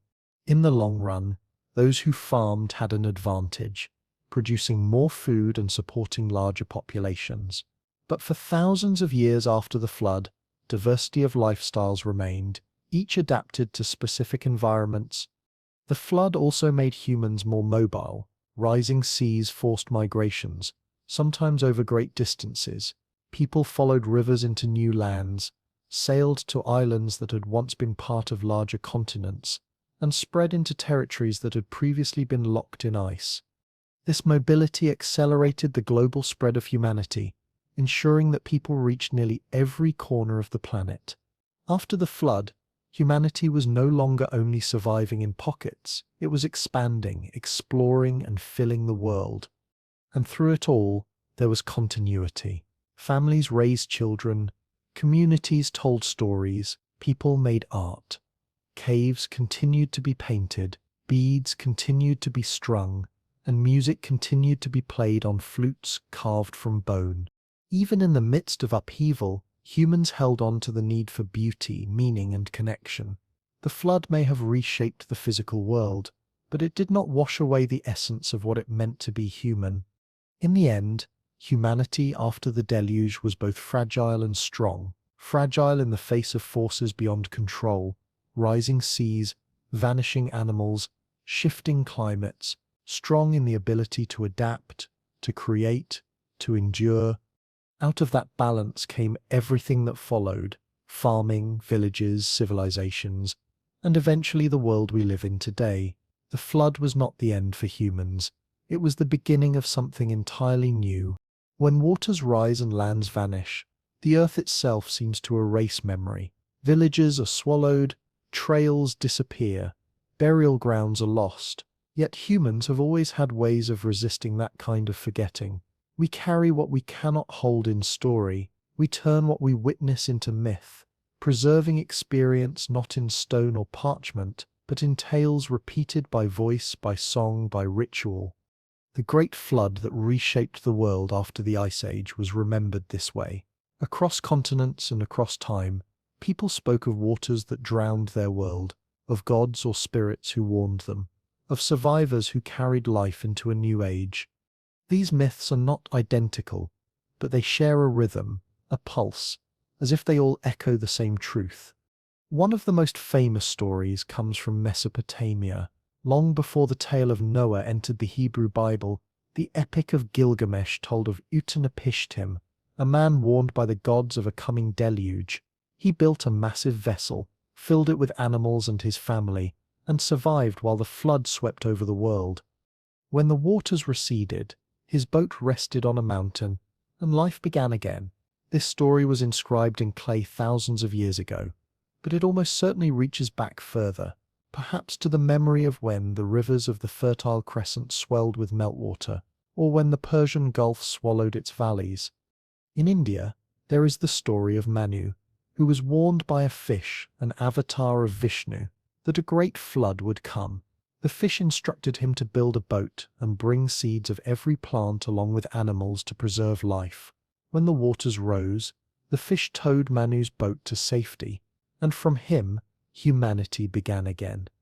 This tale, like others, is not just about destruction but about preservation, about survival through divine guidance.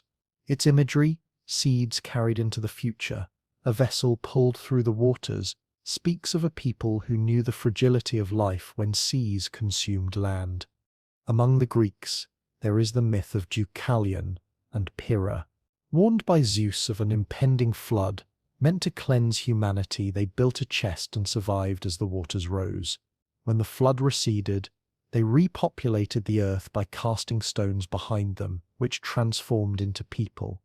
The tale carries with it the same themes: judgment, destruction, survival, renewal, that echo through flood myths across the world. It is a pattern almost too consistent to be coincidence. Far across the ocean in the Americas, indigenous peoples carried their own flood stories. The Hopi tell of a world destroyed by water when people strayed too far from harmony. Survivors were guided to safety by spiritual beings, emerging into a new world after the waters receded.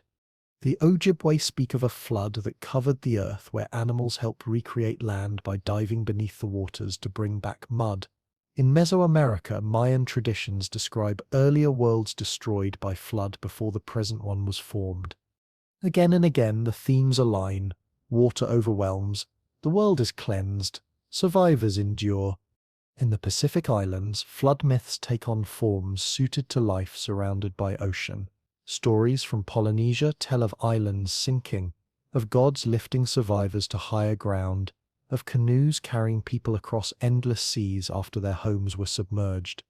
These tales may reflect memories of rising waters that transformed coastlines across the Pacific, scattering islands and shrinking once larger lands. The stories preserve not only the disaster but also the knowledge of navigation, survival, and renewal. Even in Northern Europe, among Norse traditions, there are echoes of water overwhelming the world. In the great cycles of myth, floods and seas often mark the boundaries between ages, washing away what came before so that something new can emerge. The pattern holds: destruction, survival, renewal.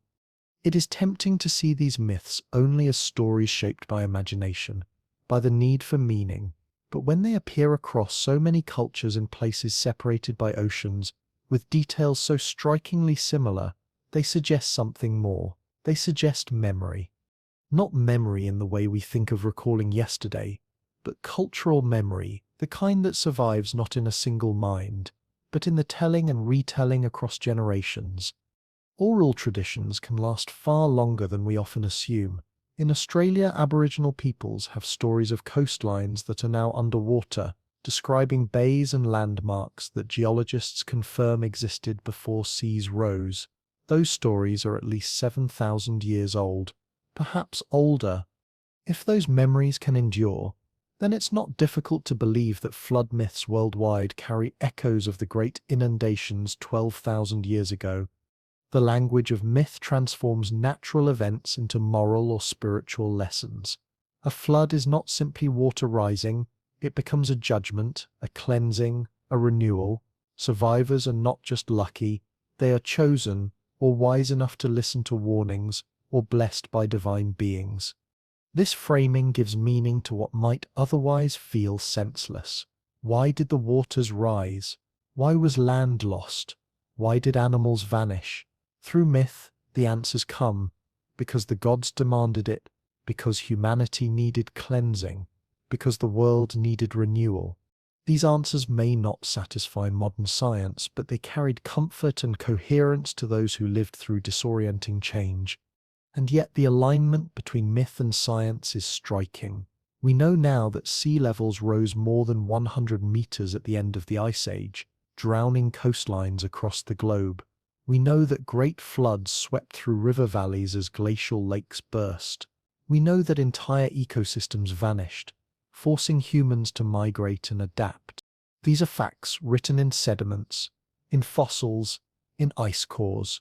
When myths from Mesopotamia, India, the Americas, and the Pacific all speak of waters covering the earth, it is hard not to see them as parallel accounts of the same reality. Science uncovers the mechanics. Myth preserves the human experience. Together they tell a fuller story. Imagine being one of those survivors, watching as the shoreline moved closer year after year. Your grandparents tell you stories of fields where they once gathered food, now drowned.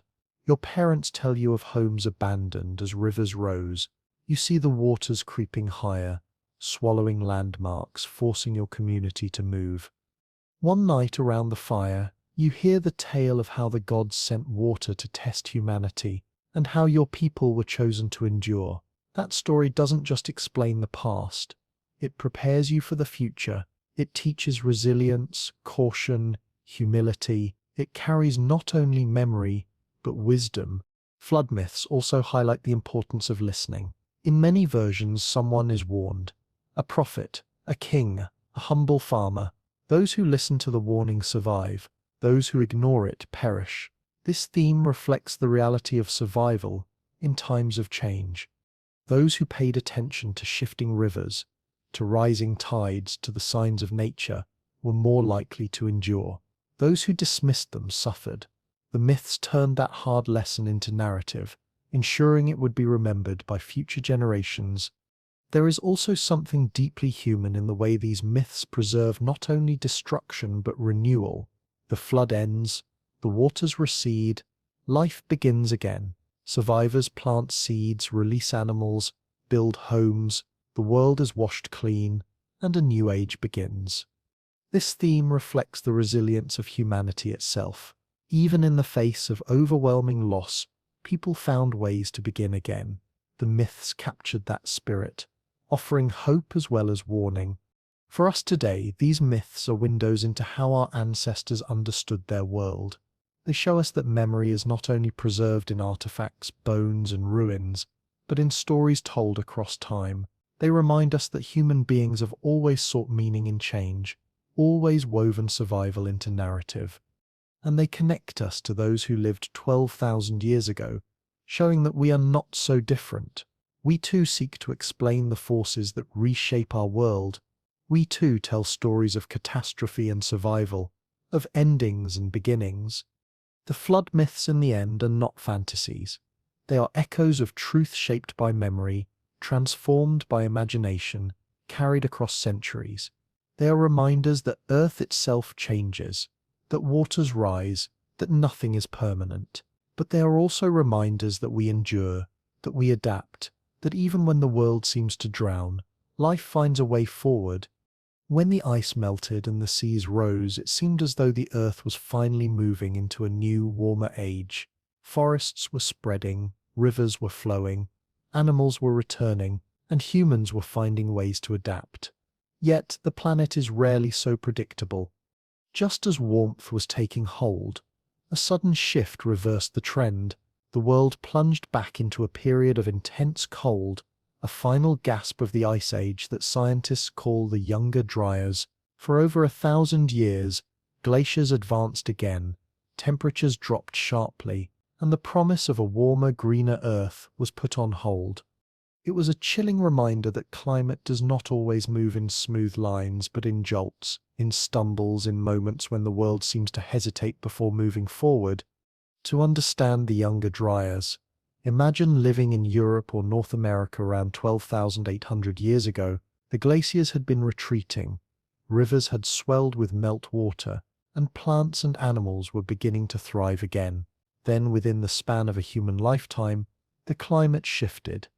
Winters grew harsher, summers became shorter and colder, forests stopped spreading, and in some places retreated. Tundra plants once again dominated landscapes that had seemed on the verge of blooming. Herds that had returned now dwindled, and people who had been experimenting with new ways of life faced the familiar challenge of scarcity. For generations raised with the expectation of warming, the sudden cold must have been bewildering, even terrifying.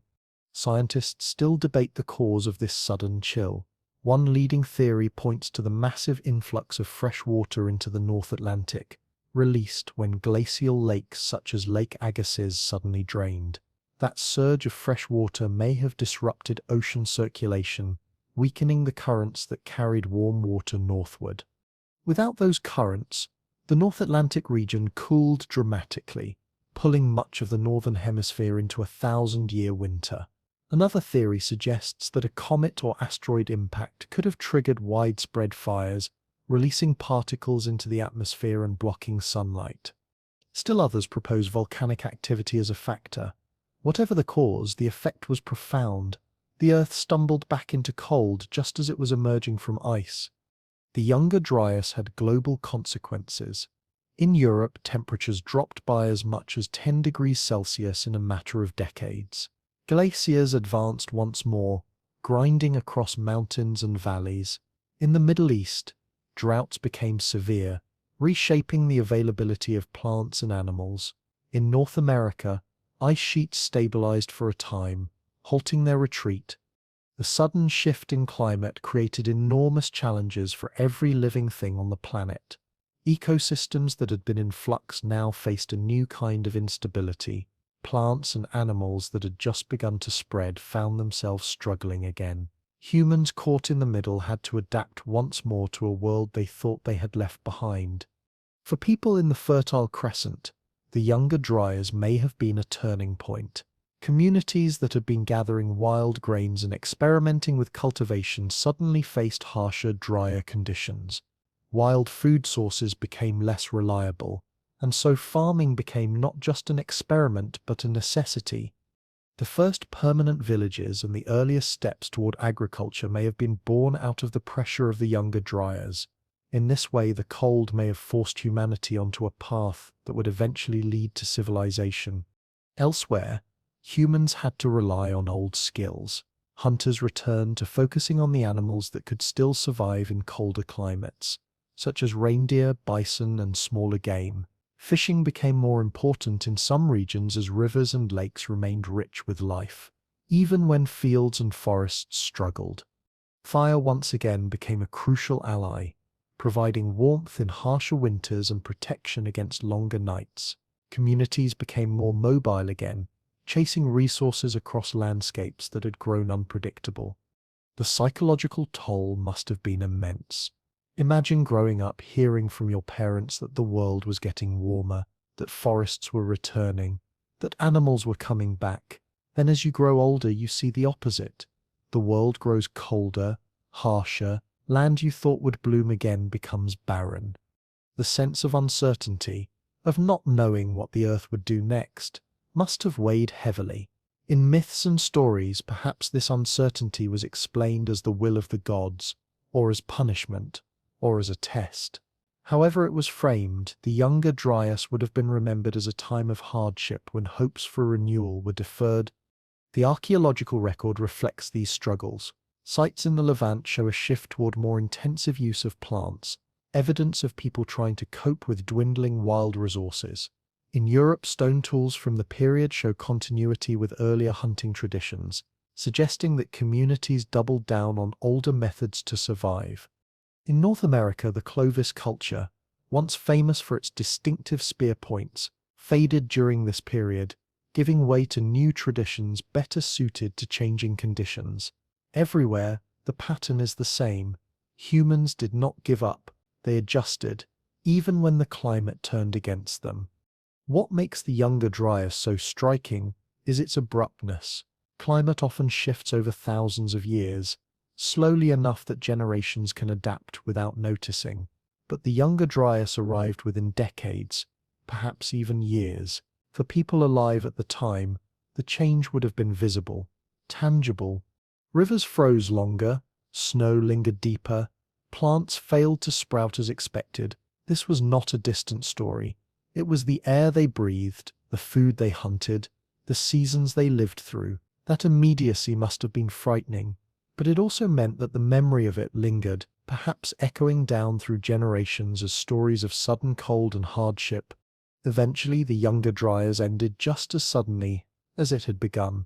Around 11,600 years ago, temperatures rose sharply again, marking the true end of the Ice Age. Within decades, glaciers retreated, forests spread once more, and the Holocene epoch, the age we still live in, began. For humans, this final shift was the one that stuck. The climate stabilized, seas continued to rise, but at a slower pace, and the patterns of seasons became more predictable. Out of this stability came agriculture, settlements, and civilizations. But the memory of the Younger Dryas remained, a reminder that even when the Earth seems to be warming, cold can return without warning. The Younger Dryas teaches us something important about resilience. It shows that humans are not only capable of adapting to slow change, but also to sudden shocks. It shows that survival depends on flexibility, on creativity, on the willingness to shift strategies when old ones no longer work. And it shows that even the harshest setbacks can sometimes lead to unexpected new paths, in this case the birth of farming and the rise of settled life. Imagine again a community at the edge of the Fertile Crescent, struggling with drought during the Younger Dryas. The fields are dry, wild grains scarce. A group of families begins planting seeds more deliberately, tending them, protecting them from animals, watering them when rain fails. Slowly, those seeds become crops. Those crops become harvests, and those harvests allow villages to grow, to stay in place, to build traditions rooted in soil rather than in constant movement. From the cold and the hardship, something entirely new takes shape. The Younger Dryas was not just an age of loss, it was an age of transformation. And so the story of the Younger Dryas flows into the larger story of the Earth after the flood. It was a pause, a shiver, a sudden chill that tested both ecosystems and people, but it was also the final step before the world we know began. The ice receded once and for all, the seas rose to near their present levels, and humanity entered a new age. The chill was temporary, but its effects were lasting, shaping the path of humans, animals, and landscapes alike. When the cold of the Younger Dryas finally released its grip, the Earth settled into a more stable climate. Temperatures rose again, rainfall became more predictable, and the chaos of sudden freezes gave way to gentler seasons. This new stability created opportunities, and humans were quick to recognize them. The Great Flood had reshaped landscapes, carved new rivers, and filled valleys with fertile soils. Now, as the world warmed, those soils were ready to grow. It was in this moment that humans began to do something extraordinary. They stopped depending entirely on the uncertainty of hunting and gathering, and started shaping the land itself. The first seeds were deliberately planted. The first fields tended, and the long journey of farming began. It's difficult to imagine the leap this represented. For countless generations, people had lived by following animals and gathering plants wherever they appeared. Their knowledge of plants was deep. They knew which roots to dig, which seeds to grind, which berries to avoid, but they had never relied on themselves to make those plants grow in predictable places. Then came the experiments. Perhaps it started with a patch of wild grain near a camp. People noticed that dropped seeds sprouted the following year, creating new stalks. Perhaps they cleared an area with fire, returned months later, and found edible plants flourishing in the ashes. Slowly the idea formed. What if, instead of only gathering what nature provided, humans could help create abundance by guiding it? In the Fertile Crescent, where the Tigris and Euphrates carved rich valleys, this idea became reality. Wild wheat, barley, and lentils grew along riverbanks. People began scattering seeds intentionally, returning to tend them, learning how to weed, water, and protect them. With every season, knowledge deepened. The process was not instant. It took centuries of trial and error, but little by little, humans transformed from foragers into farmers. By around 11,000 years ago, the first true villages had formed, with families returning to the same place year after year, no longer entirely dependent on the chase. Farming was not only about plants. Animals too became part of the experiment. Dogs had already been companions for thousands of years, helping with hunting and protection. Now, sheep and goats began to be tamed. They provided milk, meat, hides, and wool. Over time, these animals were bred to be more docile, more productive, more suited to human needs. The partnership between humans and animals deepened, becoming a cornerstone of survival. Later came cattle and pigs, each offering food and labor. Together, the domestication of plants and animals marked one of the greatest transformations in human history. The first farmers did not think of themselves as inventing something new. They were simply solving problems, finding ways to survive in a world that had become unpredictable. Hunting alone was no longer enough, especially after so many large animals had disappeared. Gathering alone could not always provide the stability communities needed. Farming filled the gap. It offered food that could be stored, seeds that could be planted again, animals that could be tended and relied upon. For the first time, humans had a measure of control over their food supply. That control changed everything. Villages grew because food could support larger groups. Storage pits were dug to keep grain safe. Clay pots were shaped to hold surplus harvests. Walls were built to protect fields and animals. Slowly, the rhythm of life shifted from the movements of herds to the cycles of planting and harvest. The year itself became something new. A calendar of seasons marked not only by solstices and equinoxes, but by when to sow and when to reap. Time, which had once been measured by migrations and weather, now became rooted in the soil. The psychological impact of this change must have been immense. For people who had always lived in uncertainty, never knowing if the next hunt would succeed or if wild plants would appear, farming provided a sense of stability. It gave them something to count on, something to build around. At the same time, it demanded patience and planning. A farmer had to think months ahead, imagining the future harvest while planting seeds in the present. That way of thinking, of planning for the future, became embedded in human culture. Of course, farming was not without risks. Crops could fail, herds could be struck by disease. A bad season could still mean hunger. Yet, even with these dangers, the benefits outweighed the risks. Farming spread quickly, not only in the Fertile Crescent, but also in other parts of the world.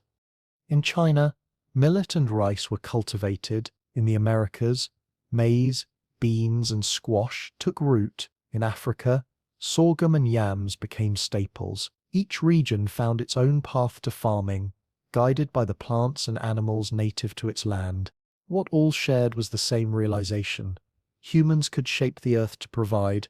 The first farmers left behind traces that still speak to us today: tools of polished stone used for grinding grain, storage jars decorated with simple designs, remains of early houses built with mud brick. These remnants show not only the practical side of farming, but also the beginnings of community. Farming tied people to places, and places became homes. With homes came the chance to invest in traditions, in rituals, in shared stories rooted in the land. It's not hard to imagine what a farming village 10,000 years ago might have looked like. Small clusters of homes made of clay or wood, fields stretching nearby, goats or sheep tethered close, children helping gather seeds, women grinding grain into flour, men repairing tools or tending flocks. At night, fires burned in hearths while stories were told of ancestors, of floods, of gods who gave or withheld the bounty of the earth. The rhythm of life was different, but at its heart it carried the same essence: survival, community, meaning. The shift to farming also began to alter human relationships with the natural world. No longer just participants in ecosystems, humans became managers, even masters of certain landscapes. They cleared forests to make fields, they redirected rivers for irrigation, they bred plants and animals to suit their needs. This was the beginning of a new kind of power, one that would eventually reshape the planet on a scale even greater than the floods and glaciers. At the time, though, it was simply survival, an effort to carve stability out of uncertainty. The social structures of these early farming communities began to change as well. With more food available, populations grew. Larger groups meant more complex organization. Leaders emerged to manage planting and harvest. Rituals grew around the cycles of growth and death, around the fertility of the soil, around the animals that sustained them. The seeds of religion, politics, and culture were all planted alongside the first wheat and barley. Farming was not only a practical shift, but a cultural revolution, and yet, not everyone embraced it. Many groups continued to live as hunters and gatherers even while farming spread. In some regions, these lifestyles coexisted for thousands of years, with farmers trading food for furs, meat, or other resources gathered by mobile groups. In other places, tension arose as settled farmers defended their fields from nomadic hunters. The balance between these ways of life was never simple, but it shows that humanity after the flood was not moving in a single direction. It was exploring many paths, all shaped by the same changes in climate and landscape. For archaeologists, the transition to farming is one of the most fascinating puzzles. It did not happen overnight, nor in one place alone. It was a gradual, scattered process unfolding across continents in different ways. But the timing, emerging just after the flood and the Younger Dryas, suggests that global climate played a decisive role. When the earth stabilized, when the rains returned, when the world warmed, humans seized the chance to cultivate. Without that moment, the story of civilization might have been very different. The first farmers were not only shaping their own lives, but laying the foundation for everything that would follow. Villages became towns, towns became cities, cities became civilizations. Writing, trade, art, and government all depended on the stability provided by farming. Every library, every temple, every road we know today can trace its lineage back to those first fields sown after the flood. And so, as the world healed from ice and water, as forests spread and animals adapted, humans too found a new way to live. They planted seeds, they raised flocks, they built villages. The flood had taken much, but in its wake it gave an opportunity for growth unlike any before. The first farmers took root, and with them, humanity began to grow into something new, something enduring, something that would carry us from the uncertainty of the Ice Age into the beginnings of history itself. As the waters settled and the climate warmed after the Younger Dryas, the earth began to look different again. It was not just the forests spreading or the rivers carving new paths. It was the return of animals, reshaping landscapes alongside the plants and people. Life that had been pushed southward during the cold years slowly moved back north, reclaiming ground that had been buried in ice. Where mammoths, saber-toothed cats, and giant ground sloths had disappeared, new species emerged, or old ones expanded to fill the empty roles left behind. The world that took shape in these years was not the same as before. It was a world of survivors, of opportunists, of creatures willing to adapt. And as they returned, the land itself began to change with them. Imagine the northern plains of Europe or North America just after the ice had melted away. The land is scarred and raw, dotted with young forests and wide stretches of grass. Into this space come herds of deer, elk, and bison, spreading quickly across the open ground. Wolves follow, moving with the herds, hunting, keeping populations balanced. Beavers appear along rivers, cutting down saplings, building dams that create ponds and wetlands. Birds return in flocks, nesting in new forests, filling the skies with movement and sound. The silence of the glacial world is replaced by the noise of life returning in waves. The disappearance of the megafauna had left open niches, and smaller animals adapted to fill them. Where giant herbivores once grazed, deer and bison thrived. Where saber-toothed cats once hunted, wolves and smaller cats spread. Rabbits and hares multiplied in the grasslands, feeding foxes, hawks, and eagles. Even insects expanded into new ranges, pollinating the flowers that spread as forests thickened. Each returning species played a part in reshaping the land, not only by living in it, but by actively altering it. Animals are engineers of the earth as much as ice or water, and their return helped sculpt the new landscapes. Take beavers, for example. With their dams and lodges, they created wetlands that became havens for fish, frogs, and birds. These wetlands filtered water, enriched soil, and spread biodiversity. Without beavers, rivers would have cut straight through valleys, but with them the land became richer, more varied, more alive. Or consider grazing animals. Herds of bison or deer kept grasslands open, preventing trees from reclaiming every space. Their grazing maintained balance between forest and meadow, shaping where different plants could thrive. Predators in turn ensured that these herds did not grow too large, maintaining a rhythm that kept ecosystems stable. The return of animals was not passive. It was an act of renewal, a rebuilding of balance. For humans, this resurgence was both a gift and a challenge. New sources of food meant new opportunities for hunting and gathering. Deer and elk provided meat, hides, and bone. Fish filled rivers that had never existed before. Birds and their eggs offered nourishment. But with the return of animals came predators too. Wolves, bears, and large cats that competed with humans for the same prey, or threatened their settlements. Living among these animals demanded respect, caution, and adaptability. The relationship between people and animals during this period was complex. Some were hunted, some avoided, some eventually domesticated. Dogs, already companions, helped in hunting these returning herds, giving humans an advantage. Goats and sheep, once wild in rocky hills, began to be tamed, providing steady resources. Cattle, descended from aurochs, powerful animals that roamed across Europe and Asia, would later be brought under human control as well. The return of animals was not only a natural process, it was the beginning of partnerships that would shape human survival for millennia. But the animals did more than provide food or companionship. They influenced how people saw the world. In myths and rituals, animals often appeared as messengers, as guardians, as sacred beings. The return of deer to forests or the movement of fish up rivers became symbols woven into stories. In art, animals were carved into bone, painted on pottery, etched into stone. Their presence was not only physical but spiritual, reminders that humans lived within a larger web of life. The landscapes themselves were changing alongside these animals. Where glaciers had scoured the land, soil was thin and raw, but as plants grew and animals spread, nutrients returned to the earth. Forests matured, grasslands stabilized, wetlands expanded. Rivers carried sediments that built fertile floodplains.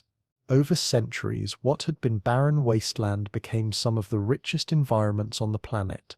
The Amazon basin, fueled by meltwater and spreading rains, exploded in diversity.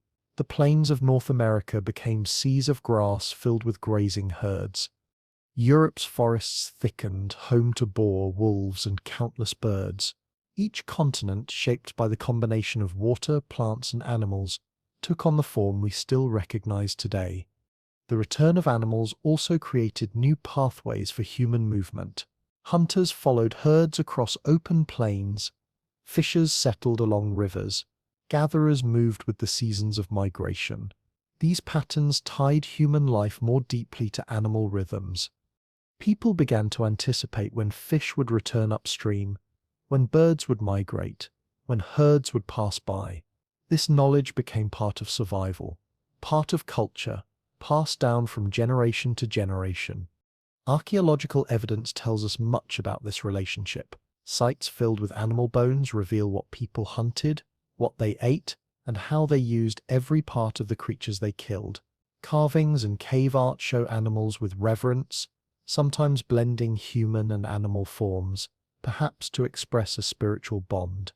Footprints preserved in mud and stone show humans walking alongside animals, not always in pursuit, but sometimes simply sharing the same space. These traces remind us that humans were not outside of these landscapes. They were part of them, as dependent on animals as animals were on the plants and waters that sustained them. It's worth imagining how different the world must have felt at this time. To stand on the bank of a young river, hearing frogs calling, fish splashing, birds nesting in branches overhead, to walk through a meadow where deer grazed while wolves watched from the edge of the trees, to hear the lowing of aurochs echoing across a valley. their massive horns a sight of both fear and awe. To see the balance of life not as something separate, but as something immediate surrounding you every moment. The return of animals made the world feel alive again in a way it had not during the long silence of the Ice Age. And yet, this return was fragile. The memory of extinctions was still fresh. People knew that animals could vanish, that abundance was not guaranteed. That awareness may have shaped how humans treated animals, sometimes with respect, sometimes with exploitation, often with a mixture of both. It also may have reinforced the importance of rituals, of offerings, of myths that placed animals at the center of the human world. The landscapes that formed during this period remain with us today. Many of the rivers, forests, and plains we know are direct descendants of those reshaped after the flood. Many of the animals that spread then are still our companions, whether as wild herds, domesticated flocks, or symbolic presences in culture. The patterns established then, migration routes, grazing cycles, predator-prey relationships, set the foundation for ecosystems that continue to function thousands of years later. And through it all, humans walked alongside, adapting, observing, shaping, and being shaped in return. The flood had reset the world, wiping away old landscapes and species, but it also gave space for new life to flourish, for animals to return, for landscapes to form in ways both familiar and new. The earth that emerged was vibrant, diverse, and alive, a world of survivors and of renewal. When seas rose after the Ice Age, they did not only swallow forests and hunting grounds, they also took with them entire communities. People had lived along coasts and river valleys for tens of thousands of years, building shelters, gathering food, leaving traces of themselves on the land. But as waters advanced, many of those places disappeared beneath the waves. What remains are whispers, sunken ruins, scattered artifacts, and stories carried through myth. These are the traces of civilizations by the shore, now hidden underwater, reminding us that the earliest chapters of human history are often buried beyond our sight. One of the most famous examples lies beneath the North Sea. What archaeologists call Doggerland was once a vast plain that connected Britain to mainland Europe. It was not empty land, but home to rivers, forests, and communities of hunters and gatherers. Families fished in lakes, stalked deer in meadows, and built camps where the seasons allowed. For thousands of years, Doggerland thrived. Then, as seas rose, the land shrank. Marshes spread, rivers widened, lakes overflowed. Finally, the sea claimed it all. Today, fishermen sometimes pull bones, tools, and even remnants of structures from the seabed, proof that beneath the waves lies a world that was once alive with human presence. Doggerland is not just a lost land. It is a lost way of life, preserved in fragments, but drowned in silence. Farther east in the Indian Ocean lies another mystery. Off the coast of India in the Gulf of Khambhat, sonar scans have revealed structures that resemble walls, steps, and geometric patterns stretching along the seabed. Debate continues among scientists about whether these are natural formations or the remains of ancient settlements. But the possibility remains tantalizing. If they are truly man-made, they would be among the oldest known urban sites in the world, drowned when seas rose thousands of years ago. Even if the exact truth is uncertain, the presence of artifacts, pottery shards, stone tools, suggests that people lived there close to rivers that are now beneath the sea. In Japan, divers have explored submerged structures off Yonaguni, shaped in ways that seem deliberate, like terraces, steps, and pillars. Some argue they are entirely natural, carved by geological forces, while others see evidence of human hands. Whether natural or not, the fascination comes from the idea that early settlements, perhaps even temples, could lie beneath the sea, forgotten until modern divers stumbled upon them. The debate itself reflects how easily human history can be hidden by water, leaving us with questions that may never be fully answered. In the Mediterranean, ruins of ancient harbours and towns lie beneath the waves, some dating back thousands of years. While many are younger than the Great Flood era, their presence reminds us that coasts have always been vulnerable. Cities like Alexandria in Egypt have sections now underwater, their stones toppled by earthquakes and rising seas. Even older traces may still lie deeper, waiting to be discovered in places where the shoreline once stretched far beyond today's limits. In Southeast Asia, the story is even larger. What is now an archipelago of thousands of islands, Indonesia, Malaysia, the Philippines, was once a single connected landmass known as Sundaland. People lived across its plains, hunting, gathering, and building communities. As seas rose, the land broke apart, leaving behind the scattered islands we see today. Imagine the scale of that transformation. Entire valleys drowned, mountains turned into islands, rivers lost beneath the ocean. The people of Sunderland carried their stories inland, perhaps into myths of floods and gods, while the land they once knew vanished forever. These drowned places were not necessarily civilizations in the way we think of pyramids, palaces, and writing. Many were small communities, bands of families living by fishing, hunting, and gathering. But for them, those places were home, rich with meaning, with memory, with identity. The loss of those lands was not just physical, it was cultural. Burial sites disappeared. Sacred places were submerged, and with them, parts of the human story were erased. What we call lost civilizations are not only about buildings or artifacts, but about lives lived in spaces now gone. The possibility of older, more advanced civilizations by the shore also lingers in imagination. Some suggest that rising seas may have drowned early centers of culture that we have yet to uncover. The legend of Atlantis, recorded by Plato, describes a great island civilization that sank beneath the sea. Whether rooted in truth or entirely symbolic, the story resonates because it echoes a reality the ancient world knew. Seas do rise, and entire worlds can vanish beneath them. Atlantis may not exist as Plato described, but countless smaller Atlantises did. Doggerland, Sunderland, the Gulf of Combat, Yonaguni, and many more still waiting to be revealed. Modern science helps uncover these places bit by bit. Sonar mapping reveals drowned valleys and riverbeds on continental shelves. Archaeologists dive into shallow waters, recovering tools, bones, and pottery. Each discovery adds to a picture of a world far older than our written records suggest. A world where people lived close to the shore only to see their homes swallowed by the tide. The fact that so many myths from so many cultures speak of floods is not surprising, because so many people lived through them, and so many places were lost. It is worth imagining what it would feel like to see your world vanish in this way. To wake one morning and find the shoreline closer than it had ever been, to watch the sea claim the fields where your grandparents gathered food, to know that the graves of your ancestors now lay beneath waves you could never cross. To move inland carrying memories, telling children of lands they would never see. That is the human side of these lost civilizations, not the ruins, not the stones, but the memories of loss carried in story. Even now these places call to us. Divers exploring Yonaguni speak of the eerie silence of its steps. Archaeologists working in the North Sea imagine forests where now only fish swim. The fascination is not only scientific but deeply human.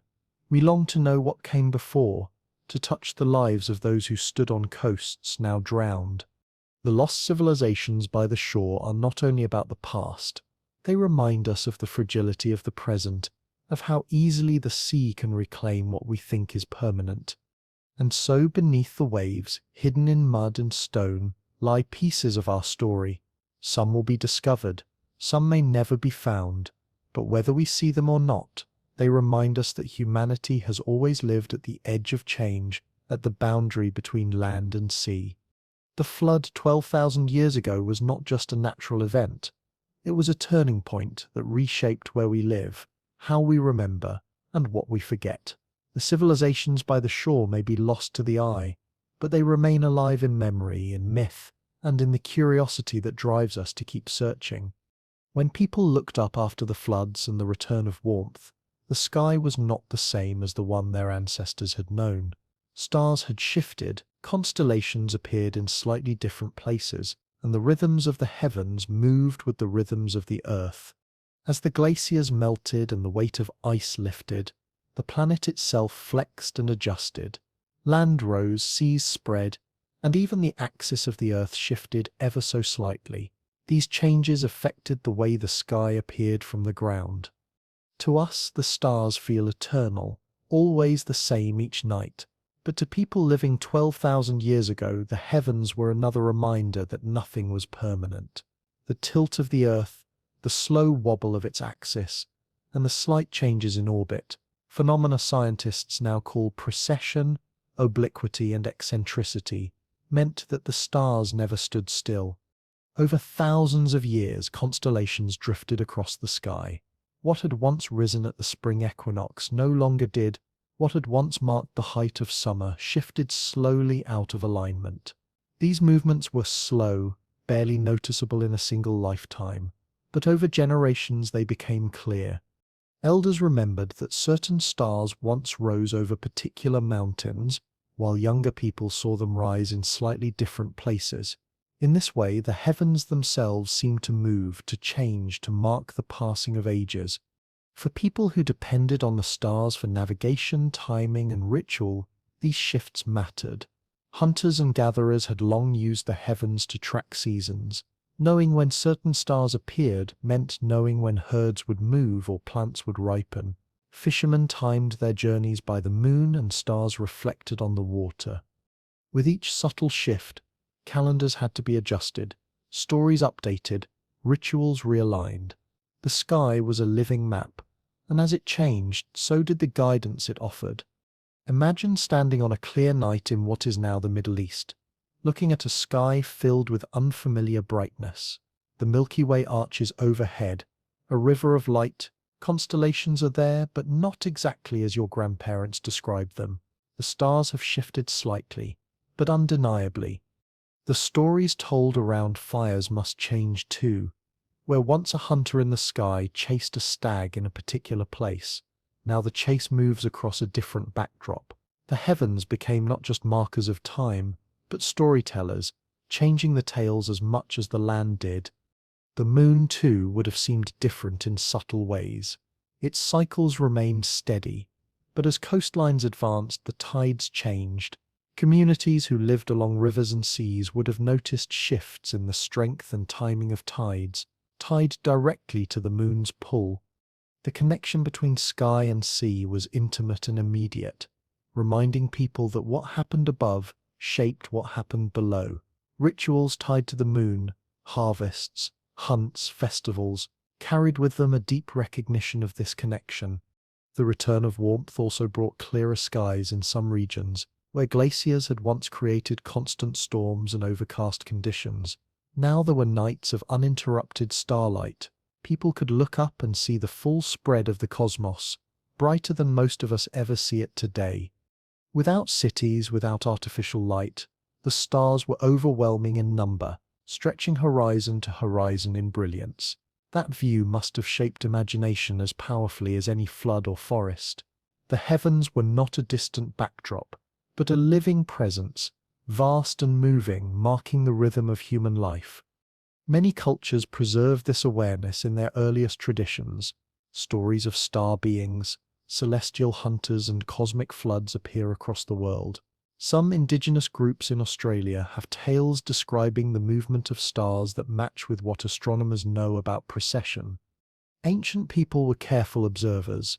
They knew when something in the heavens had changed, and they carried that knowledge in myth, in song, in ritual. The flood may have reshaped the earth, but the shifting sky reminded people that even above, nothing stayed the same forever. The constellations themselves were cultural creations, patterns imposed on scattered lights. After the flood, when new generations looked up, they may have drawn new patterns, creating new constellations that reflected their changed world. A star that once rose above a river valley now rose above a sea, and so the story of that star became different. The sky was a canvas, and as the earth shifted, the stories written on that canvas shifted too. The stars also offered reassurance. Even when lands vanished, animals disappeared, and climates shifted, the sky remained consistent enough to be a guide. North was still marked by a pole star. Though it shifted slowly over millennia, the cycles of the moon remained steady month after month. The sun still rose and set, still marked the seasons with its arc. In this way, the heavens' balance changed with constancy, giving people something to hold on to when the ground itself felt uncertain. Astronomers today can trace these changes with precision. We know that around 12,000 years ago, the position of Earth's axis placed the pole star not where it is today, but in a different part of the sky. We know that constellations looked slightly different from their present forms, stretched across the heavens in positions that would seem unfamiliar to us. Yet we also know that people tracked these differences, that the first observatories and alignments of stones to the heavens may have begun during this time when people built stone circles or aligned settlements with solstices and equinoxes. They were not only marking the passage of time but preserving the memory of where the heavens stood. It is worth imagining how a community might have experienced this. Each generation, elders pointed to the stars, teaching their children the stories that gave meaning to the night sky. Those children grew up, noticed the stars were not quite where they were supposed to be, and asked questions. The elders responded with new stories, new interpretations, weaving change into tradition. In this way, the heavens were both a reminder of continuity and of impermanence. The shifting of stars after the flood also served as metaphors for human life. Just as coastlines vanished and animals disappeared, so too did the heavens remind people that nothing is fixed. But just as rivers found new courses and forests regrew, the stars reminded them that new patterns always emerge, new stories always take shape. The sky was a mirror of Earth's transformations, and by watching it, people understood that change was not only loss but renewal. Even today, when we look at ancient monuments like Stonehenge or the alignments of pyramids, we see traces of this deep connection between earth and sky. These sites may be younger than the flood itself, but they reflect traditions that began in those earlier days. People who saw the heavens shift carried with them the idea that aligning life with the cosmos mattered, that the sky was not separate from the land but bound to it. That idea was born when seas rose, when lands changed, when stars themselves seemed to move. So after the flood, when people lifted their eyes, they did not see the same sky as before. They saw constellations shifted, tides altered, stories rewritten in light. They saw a reminder that the universe itself was alive with change. And just as they adapted to forests, rivers, and animals, they adapted to the heavens, carrying forward not only survival on Earth, but understanding of the cosmos above.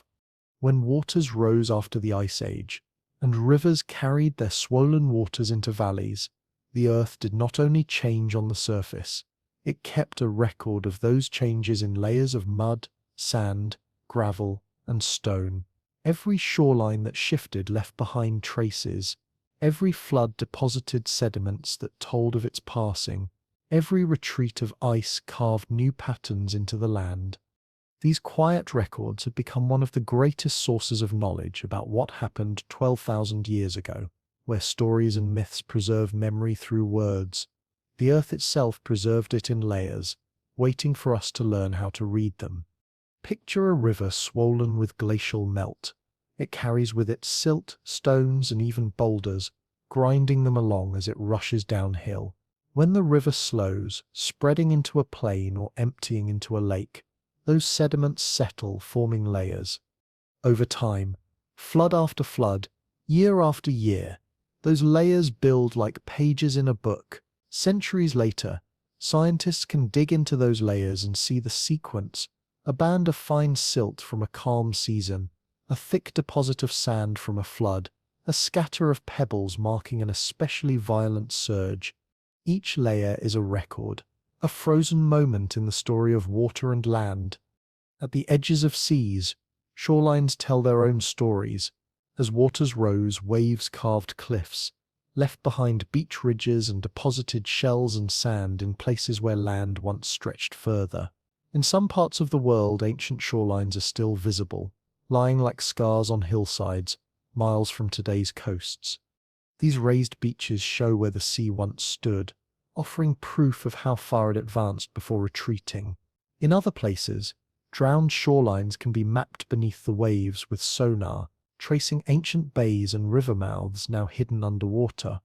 The science of shorelines is in many ways the science of memory, learning how to see what the sea has hidden. One of the most dramatic examples of sedimentary records comes from Lake Agassiz, a massive glacial lake that once covered parts of Canada and the northern United States. When its ice dams broke, torrents of water poured into the Atlantic, altering ocean currents and perhaps even triggering the Younger Dryas Cold period. The sediments left behind in valleys, in riverbeds, in ocean floors still tell of those catastrophic outflows. Thick deposits of gravel mark where torrents rushed through channels, while fine clays settled in quiet waters farther downstream. By reading these sediments, scientists can reconstruct floods that no human eye witnessed directly, revealing how water reshaped continents in moments of release. In coastal areas, sediments preserve the rhythm of rising seas. In deltas like the Nile, the Mississippi, or the Ganges, layers of silt build outward as rivers deposit material into the ocean. Each layer marks a year, a season, a flood. Cores taken from these deltas are like timelines, showing not only the rise of seas, but the changes in climate, vegetation, and even human activity. Charcoal layers speak of fires set by people to clear land. Pollen grains reveal which plants grew nearby. Tiny shells record the salinity of waters, showing when the sea advanced into river valleys. In this way, sediments do more than tell of floods. They tell of life itself, woven into the land. Shorelines hold another kind of record, the story of human presence.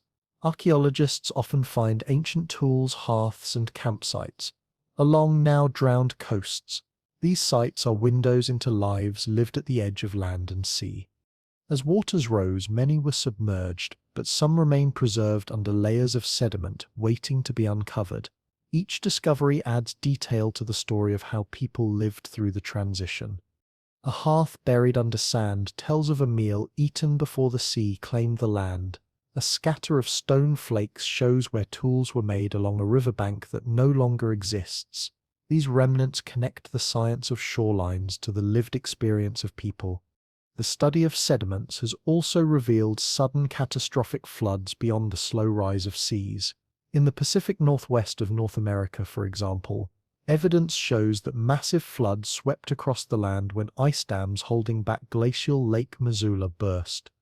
Walls of water hundreds of feet high carved valleys, moved boulders the size of houses, and left behind ripple marks so large they can still be seen from the air. These marks, preserved in stone and soil, are silent records of floods that dwarfed anything in human memory. For centuries, no one could imagine water so powerful. Only by studying sediments did scientists uncover the scale of these events. In Scandinavia and northern Europe, raised shorelines tell of land rebounding after glaciers melted. The weight of the ice had pressed the land down, and when it lifted, the land slowly rose, creating ancient beaches now far inland.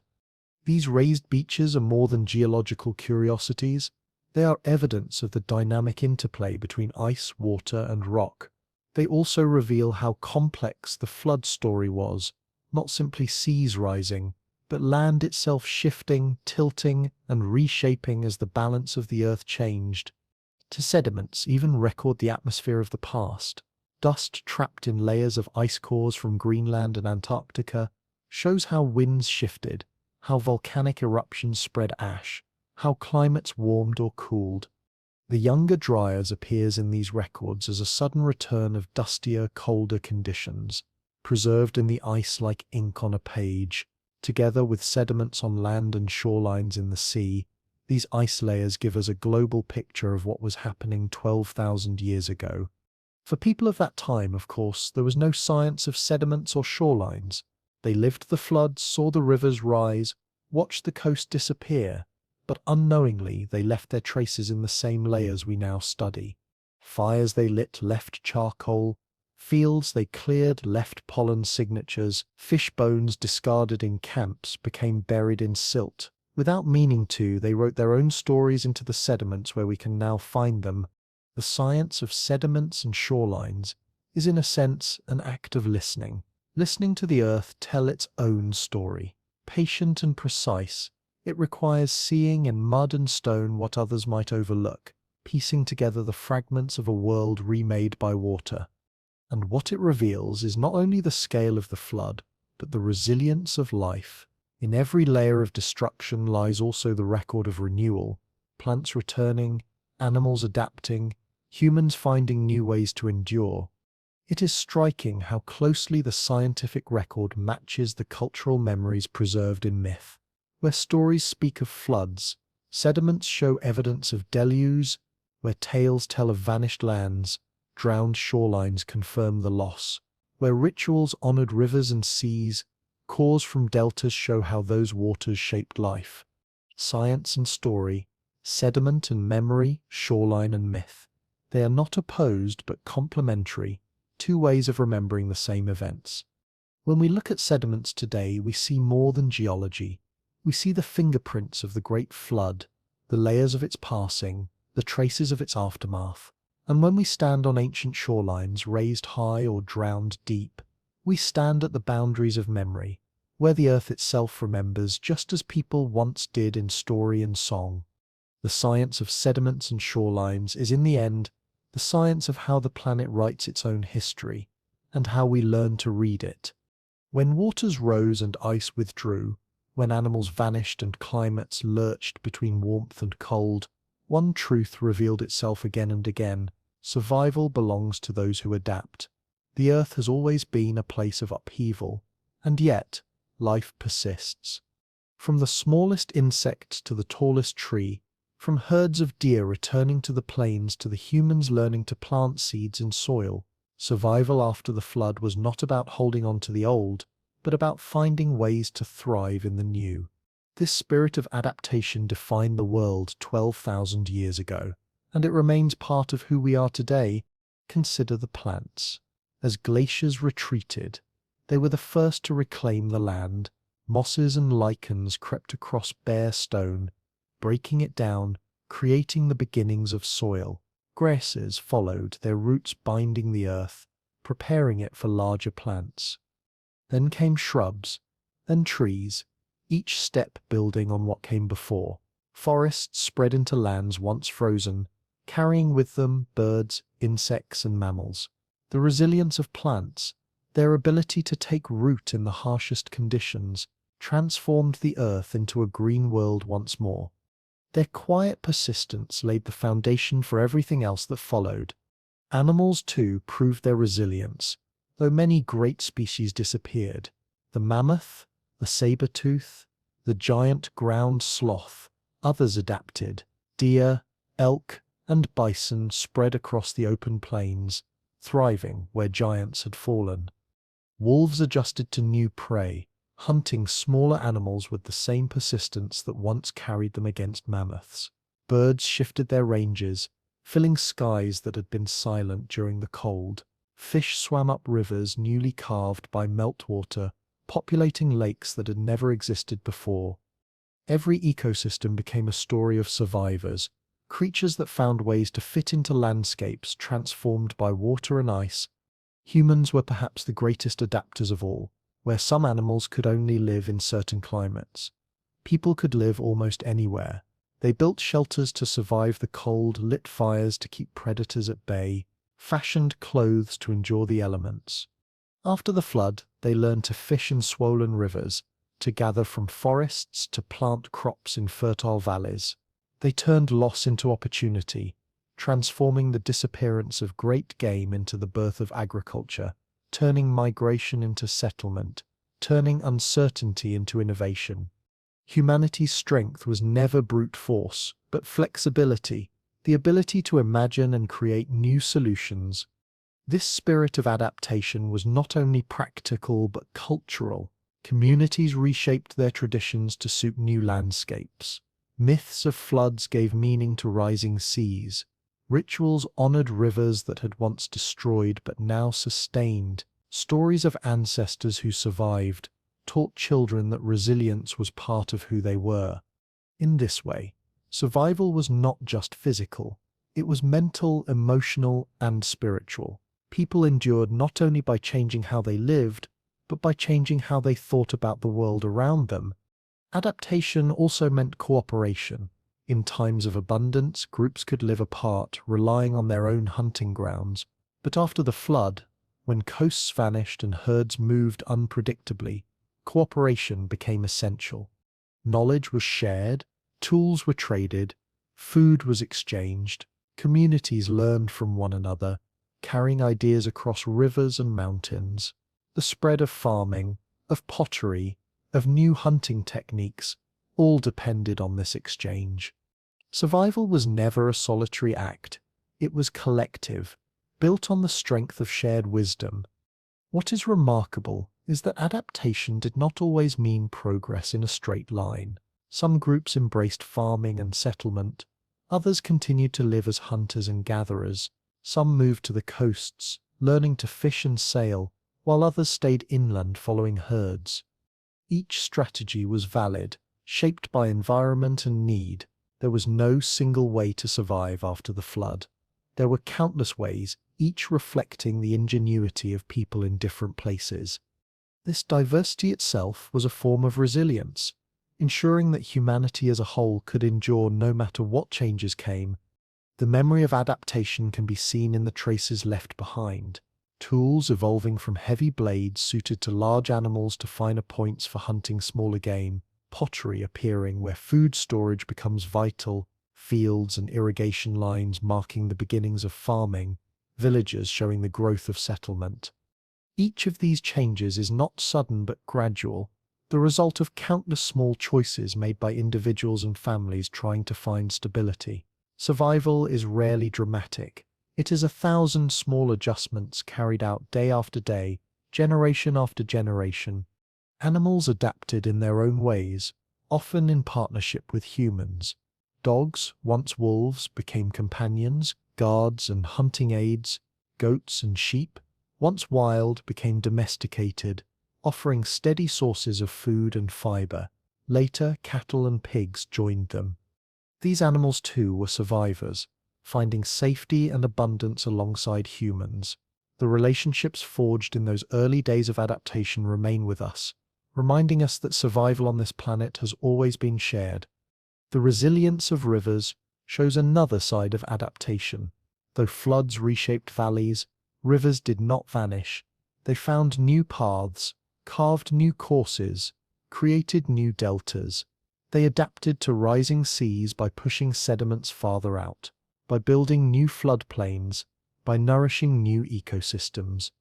Lakes filled with life, wetlands became nurseries for fish and birds, deltas supported fertile soil. The very waters that once destroyed became the waters that sustained. The cycle of adaptation was not only human or animal but planetary.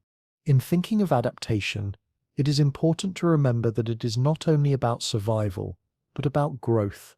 After the flood, people did not merely cling to existence. They flourished, populations grew, villages expanded, new technologies appeared, forests spread, animals multiplied, rivers enriched the land. Out of upheaval came abundance, because life has a way of not only enduring but expanding when given the chance. This is the deeper lesson of adaptation. It is not only about resisting loss, but about seizing opportunity. For the people of 12,000 years ago, adaptation was not optional. It was the only way forward, yet in adapting they laid the foundation for everything that followed: farming, cities, civilizations. Without their resilience, without their willingness to change, we would not be here today. Their story is our story, written in the landscapes they transformed and the traditions they passed on. And so the world after the Great Flood became a world of survivors, always adapting. Plants, animals, rivers, and humans alike found ways to fit into a planet reshaped by water. The lesson was clear. Nothing stays the same, but life endures. That truth is as relevant now as it was then. The Earth changes, but we change with it, carrying forward the spirit of resilience that has always defined life on this planet.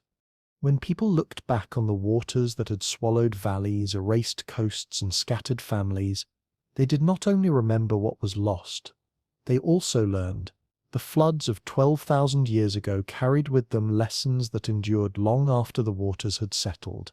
Lessons woven into stories, rituals, landscapes, and ways of life. Some were practical, born of hard survival. Others were spiritual, born of reflection on forces too large to fully grasp. Together they became part of the deep inheritance of humanity, shaping how people thought about the world and their place in it. The first lesson was about impermanence. For countless generations before the floods, people had lived on plains and in valleys that seemed eternal. Rivers flowed along familiar paths, coasts stretched where they always had, animals moved along predictable routes. The deluge shattered that illusion. Land that seemed permanent vanished, forests drowned, rivers shifted their beds. The lesson was clear. Nothing on earth remains unchanged. This recognition, preserved in myth and ritual, became a warning passed on to later generations that even the ground beneath one's feet can move, that permanence is an illusion. The second lesson was about resilience. Floods brought destruction, but they also revealed the strength of those who survived. People learned that they could endure loss, rebuild, and begin again. They carried seeds to new lands, built homes farther inland, shifted diets when old food sources disappeared. Myths of chosen survivors, of boats filled with life, of lands rebuilt after drowning, are not just stories of catastrophe. They are stories of resilience. They taught that survival was possible even when the world seemed to end. A third lesson was about preparation. In many flood myths, a warning is given by a god, a spirit, a wise ancestor, or by careful observation of signs in nature. Those who listen survive, those who ignore the warning perish. These stories are not only spiritual, they encode practical wisdom. Pay attention to the signs, watch the rivers, listen to the land, prepare when danger is near. Such lessons, told through myth, ensured that future generations would be more attentive, more cautious, more ready for the unexpected. The fourth lesson was about balance with nature. The flood reminded humanity that they were not separate from the earth but deeply dependent on it. When rivers rose or seas advanced, there was no choice but to adapt. This humility found expression in rituals honoring water, in offerings to rivers, in prayers to seas. The recognition that nature could give or take away shaped early religion, early philosophy, and early practice. To live in balance with water became not only a survival strategy but a cultural value. The fifth lesson lay in memory itself. Floods taught people the importance of remembering and of passing on knowledge. Without writing, memory was carried in story, in song, in carvings, in alignments of stone. To forget was to risk being unprepared when waters rose again. To remember was to protect future generations. The persistence of flood myths across cultures shows how deeply this lesson was learned. The stories were not mere entertainment. They were vessels of survival, ensuring that even thousands of years later, people would not forget the power of water. But there were also subtler lessons. One was about opportunity. Floods destroyed, but they also created fertile land. As rivers spread silt across valleys, they enriched the soil. As seas advanced, they created new coasts filled with fish and shellfish. People who learned to see opportunity in change thrived. The shift to farming may itself be one of these lessons. When wild foods became scarce, people turned to planting seeds, transforming necessity into innovation. The flood was both loss and possibility, teaching that adaptation could bring abundance. Another subtle lesson was about community. Floods displaced families, forcing them to seek safety together, to rely on one another, to share resources. Out of catastrophe came stronger bonds. Cooperation, trade, and exchange grew as people moved into new lands. The sense that survival depended not only on individual skill but on collective effort became part of cultural memory. This lesson carried forward, laying the foundation for larger communities, for villages, and eventually for civilizations. There were also lessons about humility before forces greater than oneself. The The flood was beyond human control. No tool, no weapon, no skill could stop the rising seas. People could only adapt, never resist. This recognition shaped worldviews in which gods or spirits were seen as holding immense power. Even as people learned to farm, to tame animals, to reshape the land, the memory of the flood reminded them that there were limits, that nature itself could not be mastered. The lessons hidden in the ancient floods are still with us, though often unrecognized. They echo in the ways we build near rivers, in the rituals still performed for rain or calm seas, in the respect many cultures retain for water as both life and danger. They echo in our fascination with myths of deluge, from Noah to Manu to Deucalion, stories retold across millennia because their core lessons remain relevant. They echo in science too, in the study of sediments, shorelines and ice cores, which teach us once again that water shapes our world and that change is constant. Imagine a family thousands of years ago telling their children the story of how their ancestors survived the waters. They sit near a fire, their home newly built on higher ground. The children listen wide-eyed as their elders explain that once where they now sit, the sea had advanced, drowning villages.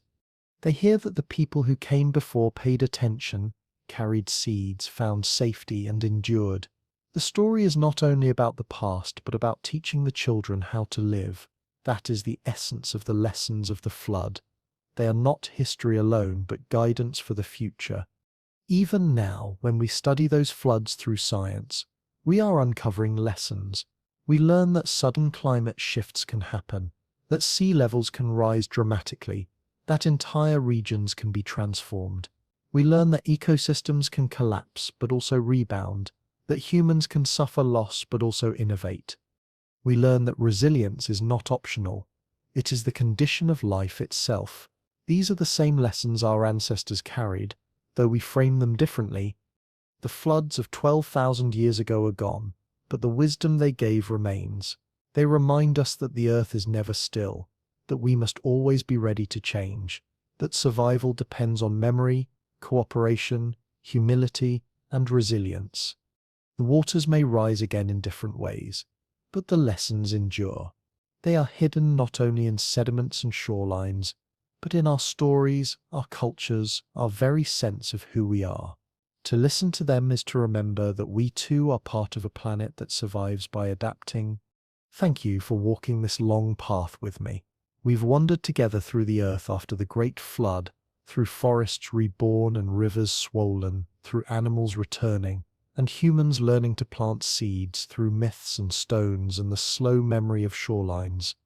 Now, as we come toward the close of this story, it's worth pausing for a moment, not to declare an ending, but to feel how the tide of memory and dream carries forward from then to now.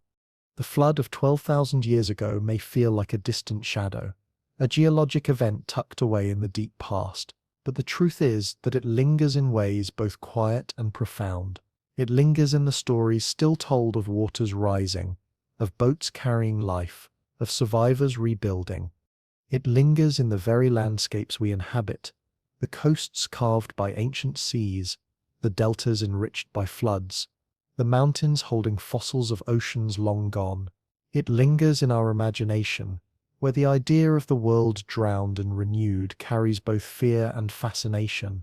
Even if we no longer live as hunters on the edge of shrinking ice, the memory of those times remains in the cultures we inherit. Think of the myths we've carried through this journey.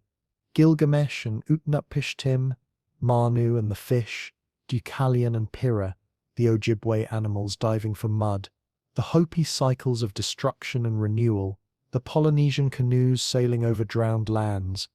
Each of these stories is like a wave carrying fragments of memory across oceans of time.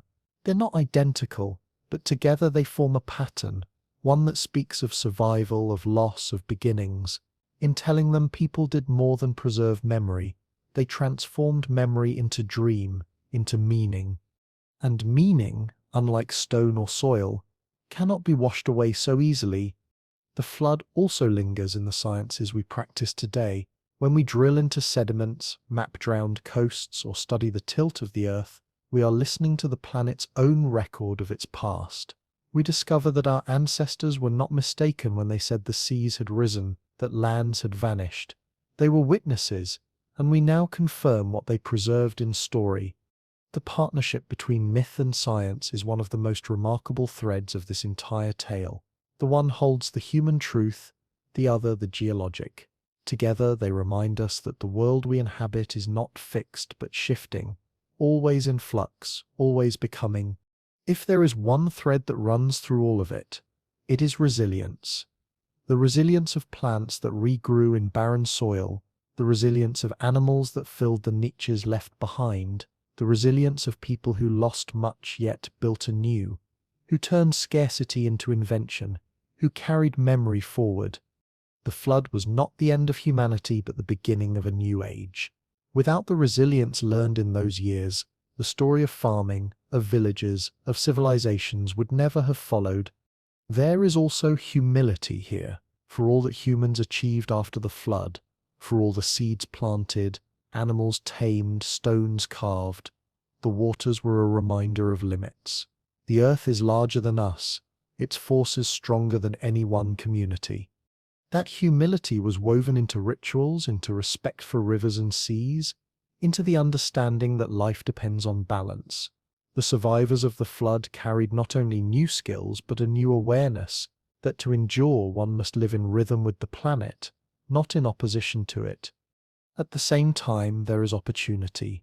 Floods destroyed, but they also created. They carved fertile valleys, filled lakes with fish, spread nutrients across plains. They pushed people to experiment, to create new tools, to build new ways of living. Out of devastation came growth, and out of growth came the beginnings of the world we now know. Opportunity hidden in loss is perhaps the most enduring lesson of all. It's worth asking why these stories still hold us. Why do tales of great floods remain powerful thousands of years later? Perhaps it is because we live always with water close by, always with rivers at our doors, seas at our edges, rains above us. Water is life, but water is also loss, and somewhere in our memory we know this. The flood myths do not only speak of the past, they speak of the ever-present truth that we live at the boundary between land and water, and that boundary is never entirely secure. When we think of the world today, with seas rising again, with coasts vulnerable, with storms more powerful, the echoes of the ancient floods seem louder. We are not the first to face such changes. Others lived through them, adapted and remembered. Their lessons are still with us. Pay attention to the signs. Live with humility. Adapt when the world shifts, and carry memory forward. These lessons are not relics. They are guides, still relevant, still urgent. Imagine for a moment standing at the shore at night. The tide laps at the sand. The moon glimmers on the water. The stars stretch overhead.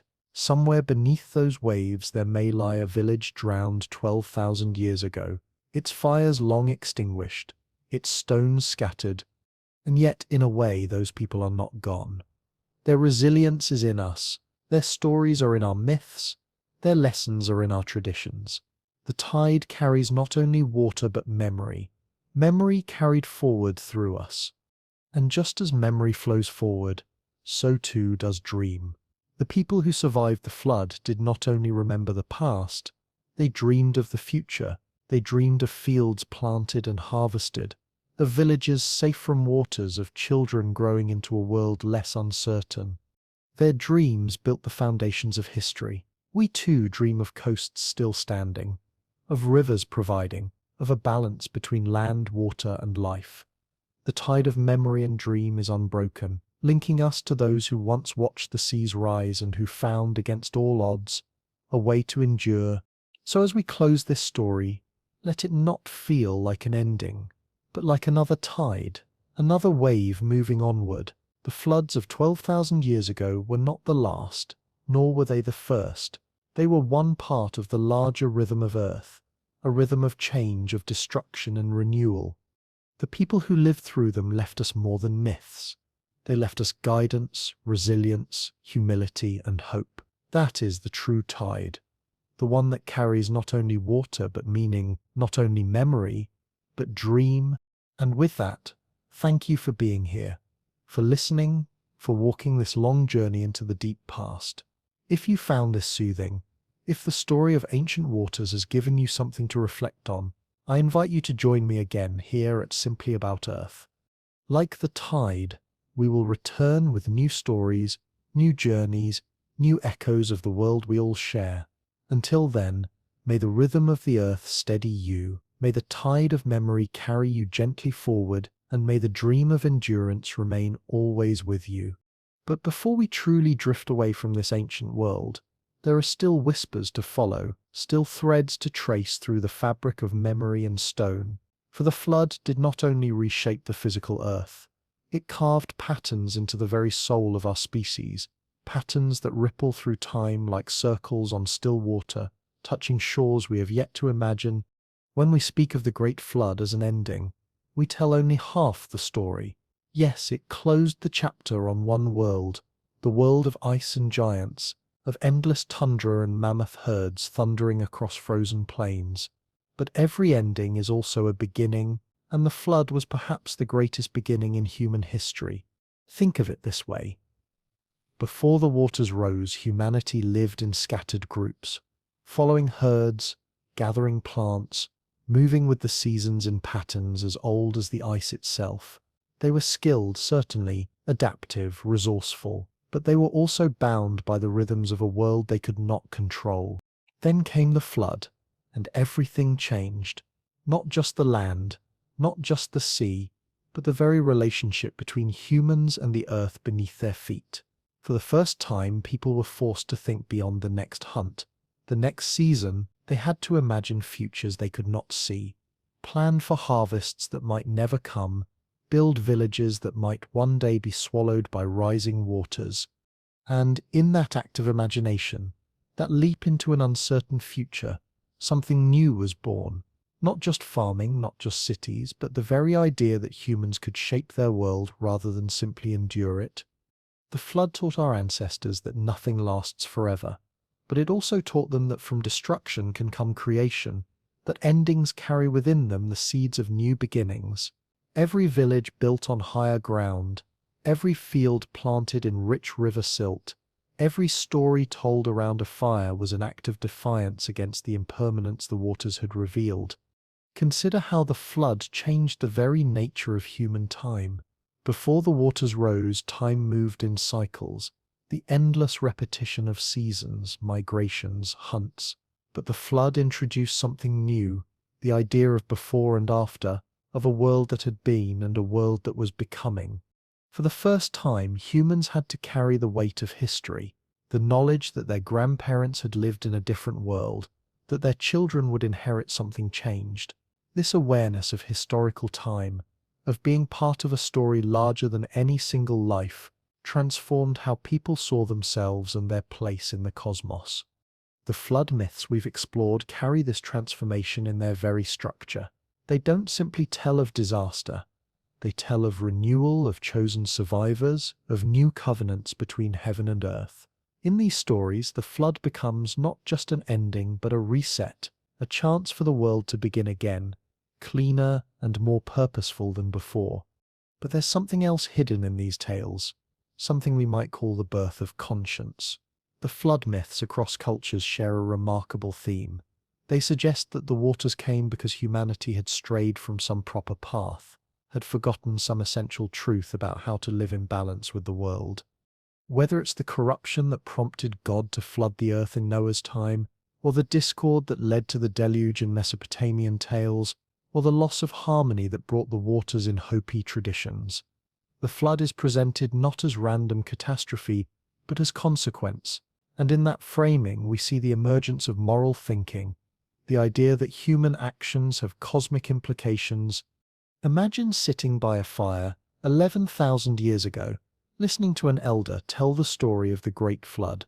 The tale is not just entertainment, it's instruction. It carries within it the accumulated wisdom of survivors, lessons about paying attention to signs, about living with humility, about the importance of preparation and community. and respect for forces greater than ourselves.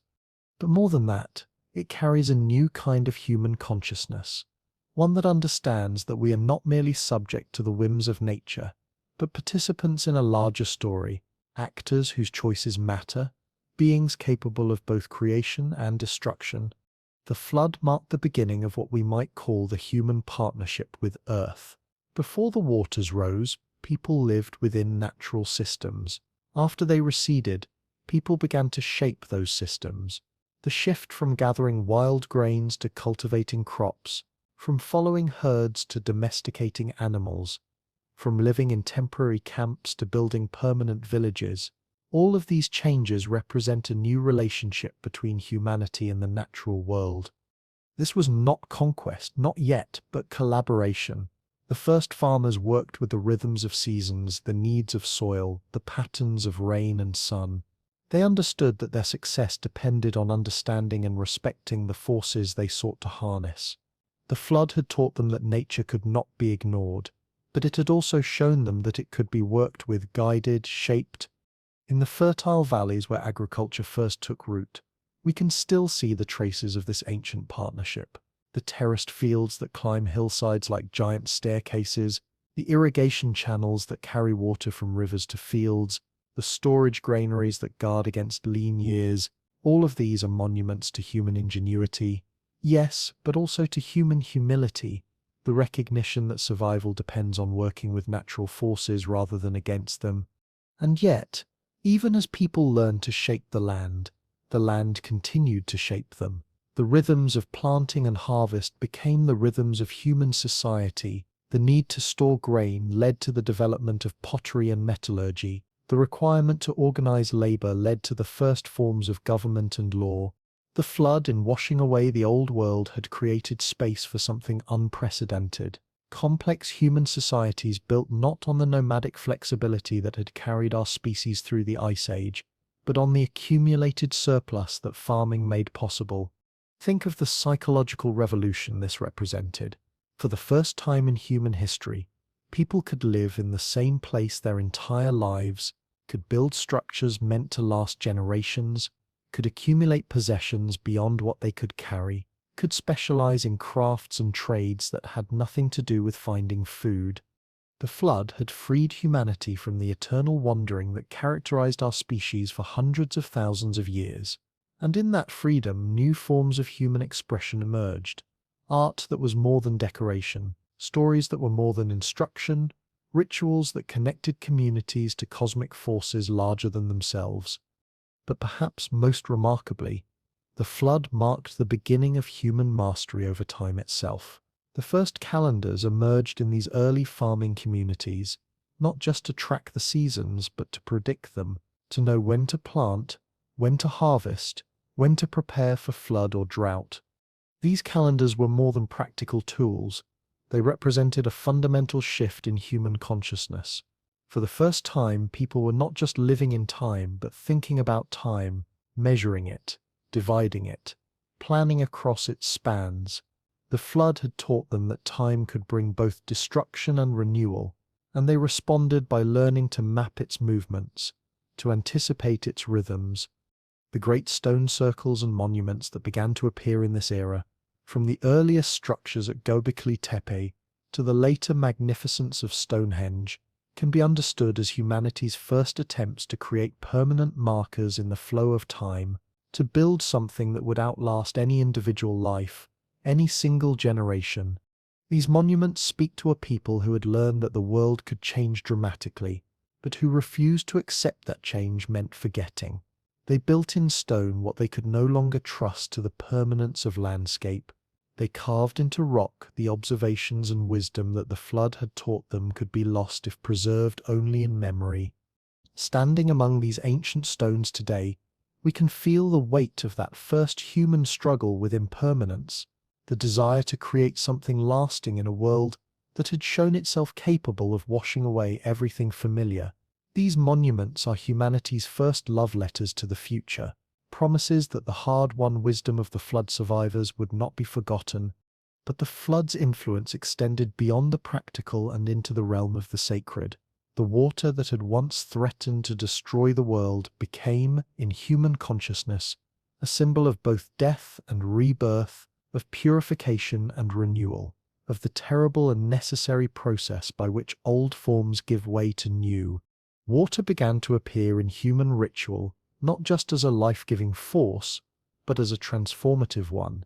The practice of baptism, the ritual bathing that appears in cultures around the world, the sacred springs and wells that became sites of pilgrimage, all of these can be traced back to the flood's profound impact on human spiritual consciousness. The flood had shown that water could erase the past, but it had also demonstrated that from that erasure, new life could emerge. In learning to work with water, to channel it, store it, use it for irrigation, humans also learned to see it as a metaphor for the transformative power that could sweep away old ways of being and create space for new ones. This spiritual dimension of the flood's legacy appears most clearly in the emergence of purification rituals across cultures. The idea that water could wash away not just physical dirt but spiritual contamination, that immersion in sacred waters could mark the transition from one state of being to another. These concepts seem to emerge from a collective memory of the great washing that had cleansed the world and allowed it to begin again. The flood also fundamentally altered human relationships with the divine. Before the waters rose, spiritual life seems to have centered on the immediate, on the spirits of particular places, the souls of animals, the forces that governed daily survival. But the flood introduced the concept of cosmic forces, of powers so vast they could reshape the entire world. The gods who emerged in post-flood mythologies are different from the spirits that came before. They are beings of vast power and complex motivation, capable of both creation and destruction on a planetary scale. They are gods who can flood the world and gods who can teach humans to survive, gods who demand moral behavior and gods who reward faithful service.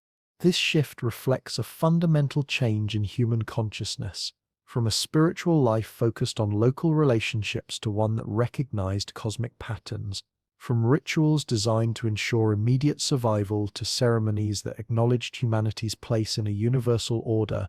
The flood myths themselves become, in this light, more than just stories about ancient disasters. They become founding documents of human moral consciousness, narratives that establish the relationship between human behavior and cosmic consequence. Tales that teach not just survival but responsibility. Consider how these stories shaped the development of law and governance in early civilizations.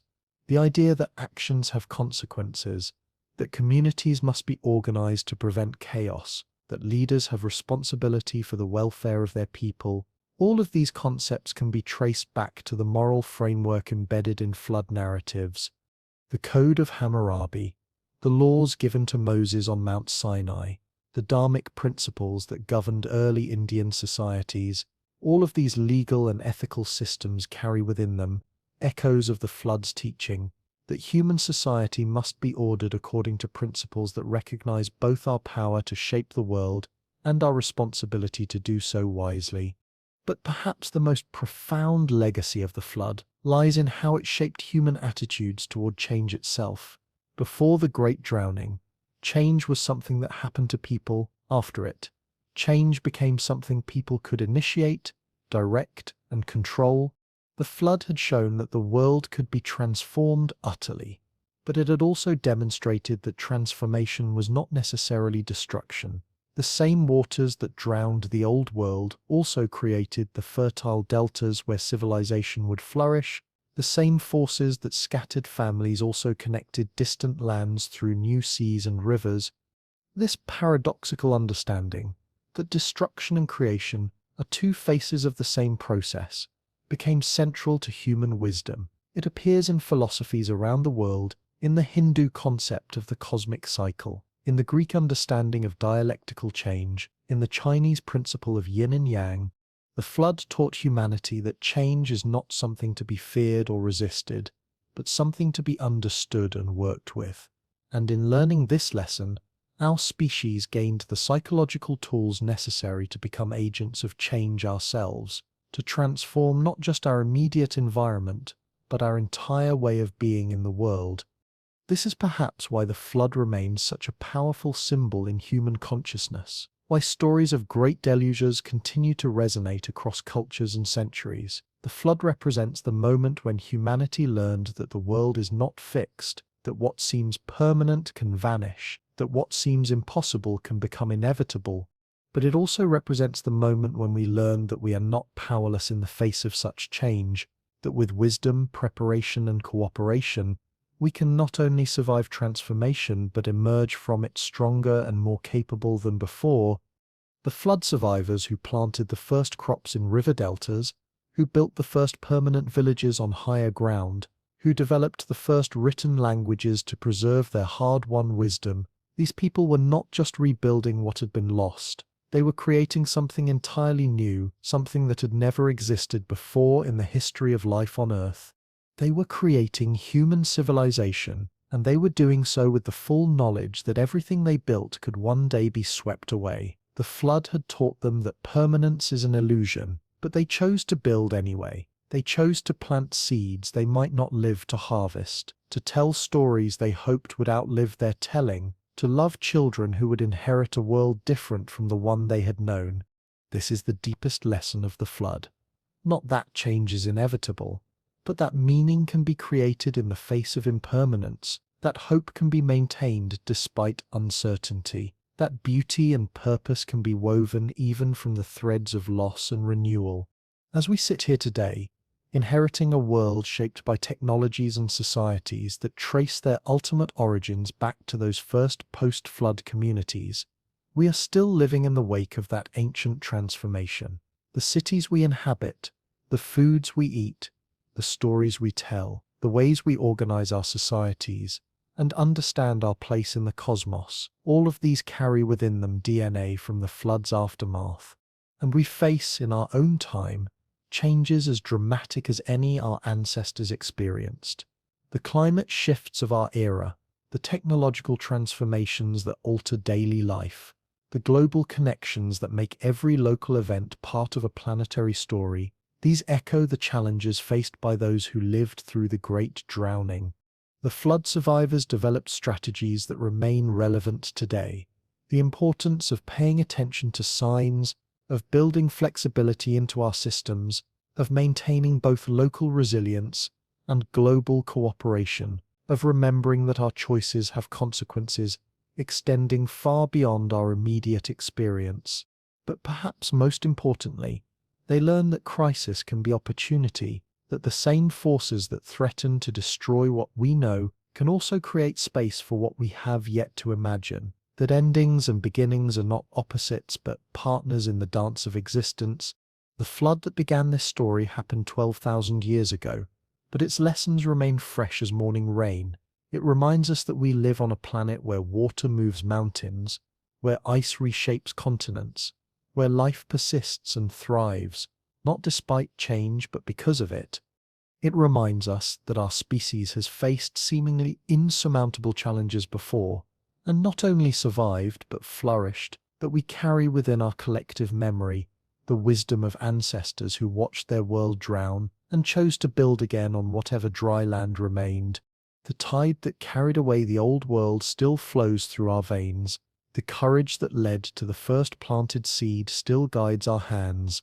The hope that built the first village on higher ground still lights our way forward. In the end, the story of the flood is not really about water at all. It's about us. It's about what humans do when faced with the unthinkable, how we respond when everything familiar disappears, what we choose to carry forward when we can carry almost nothing at all.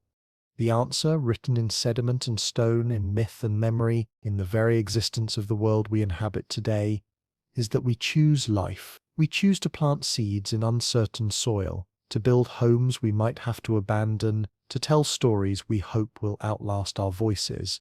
We choose to love this changing world and to work with its transformations rather than against them. We choose to be partners with the forces that shape our planet rather than their victims or their masters.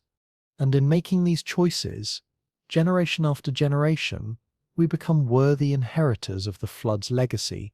not just survivors of change, but agents of renewal, not just witnesses to transformation, but participants in the great work of creating meaning from motion, purpose from impermanence, hope from the eternal dance of ending and beginning that defines existence itself. The flood that once seemed to threaten the very continuation of human life became instead the moment when we learned what it truly means to be human, not creatures trapped by circumstances beyond our control, but beings capable of imagining and creating futures that honor both the wisdom of the past and the possibilities of what is yet to come. So let the story of the ancient flood remind us that we are the children of survivors, that our ancestors faced the unimaginable and found ways not just to endure but to flourish, that within us flows the same creativity and courage that transformed global catastrophe into the foundation of civilization itself. The waters that once rose have long since found their rest in new patterns of sea and shore, but the currents they set in motion continue to flow through every choice we make, every seed we plant, every story we tell, every act of hope we perform in the face of an uncertain but ever renewable world. And perhaps that is the true meaning of the flood, not an event that happened once and ended, but a process that continues still, the eternal movement of destruction and creation, loss and discovery, ending and beginning that marks not just our planet's history, but the very essence of life itself.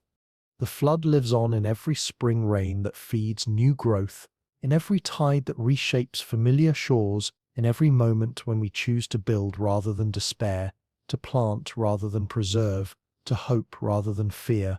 We are all children of the flood, inheritors of its lessons, carriers of its wisdom, agents of its continuing transformation, and in understanding this we find not just the key to our past but the compass for our future, not just the story of where we came from, but the map of where we might go. The ancient waters have become the streams of possibility that flow before us still, and it is our privilege and responsibility to navigate them with the same courage, creativity, and hope that carried our ancestors through the darkness of the Ice Age into the light of a new world. The flood is finished, but its work continues in us and through us, in the world we shape with every breath, every step, every choice to participate in the great work of renewal that has defined life on Earth since water first learned to move mountains and mountains first learned to dance with the sea.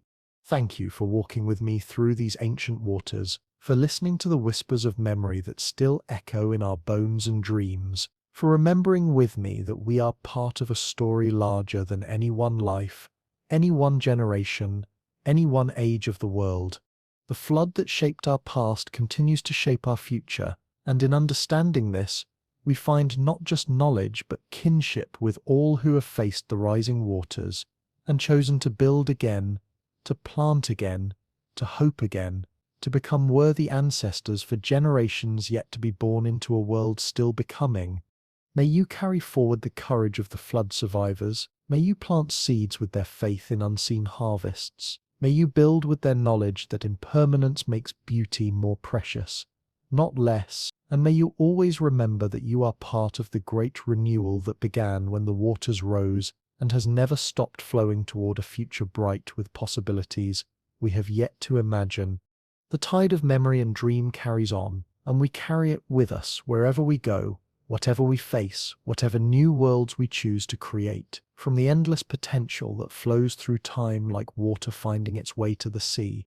If you're still with us, we've been exploring the great flood that reshaped our planet 12,000 years ago, when the Ice Age ended and rising seas transformed coastlines, ecosystems, and the very foundations of human existence. We've walked through drowned valleys and reborn forests. We've listened to the myths that carry flood memories across millennia, and we've seen how our ancestors learned to adapt, to plant seeds in uncertain soil, to build hope from the ruins of a vanished world. But tonight, I want to take you deeper, beyond the immediate aftermath of the waters, beyond the first villages and the earliest farms, into the slow miracle of how a global catastrophe became the foundation for everything we call civilization. Because the flood didn't just change the landscape, it changed us. It altered the very DNA of human possibility, setting in motion transformations that continue to ripple through our lives today. Before we begin, I'm curious, when you think about major changes in your own life, do you see them as endings or beginnings? Take a moment to reflect on that, and if you'd like, share your thoughts in the comments below. There's something profound about how we frame transformation, and I think our flood ancestors understood this in ways we're still learning to appreciate. The story we're about to explore is one of the most remarkable in human history. How a species that had spent hundreds of thousands of years moving with the rhythms of ice and stone suddenly learned to move mountains themselves. How communities that had followed herds across endless tundra discovered they could make the earth itself produce abundance. How people who had lived entirely in the present began to plant seeds for futures they would never see. And if you find yourself settling into this story, if it helps you think about change and possibility in new ways, I'd be grateful if you hit that like button. It helps others discover these quiet conversations about our shared past and the wisdom it might hold for our uncertain present. So let's return to that ancient world, to the time when the last of the flood waters had settled into their new patterns, when the earth had found its post-ice age rhythm, and when humanity stood at the threshold of something unprecedented. The first thing to understand about the world after the Great Flood is that it was utterly unlike anything that had existed before, not just because of the changed geography, though that was dramatic enough, but because of what we might call the changed psychology of existence itself. For the vast sweep of human history before the flood, our ancestors had lived in what we might think of as an eternal present. Yes, they had memory. Yes, they planned, but their planning was cyclical, following the rhythms of seasons and migrations that repeated endlessly. They lived in a world where tomorrow would be fundamentally like yesterday, where the patterns established by countless generations would continue for countless more. The flood shattered that assumption forever. Picture a community gathered around their fire in the years immediately following the Great Drowning. The elders speak of valleys now beneath the waves, of animals that no longer roam, of familiar stars that have shifted in the sky. For the first time in human experience, the past has become truly past, not just distant but unreachable, drowned beneath waters that show no sign of receding. This creates a psychological revolution whose magnitude we can barely imagine. Suddenly, human beings must live with the knowledge that the world can change fundamentally, that what seems permanent can vanish, that the future might be radically different from anything that has come before. And from this terrifying awareness comes something unexpected: hope. Because if the world can change for the worse, it can also change for the better. If familiar landscapes can vanish, new ones can emerge. If old ways of life can be swept away, new ways can be discovered.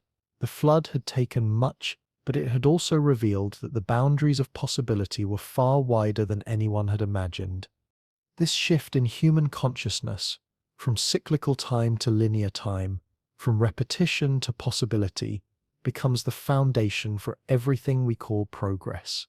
It's what allows people to imagine that they can improve their condition rather than simply endure it, that they can shape their environment rather than merely adapt to it, that they can create futures that honor the past while transcending its limitations.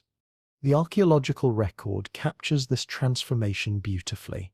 In the millennia before the flood, human technology and culture changed very slowly. Stone tools remained essentially the same for tens of thousands of years.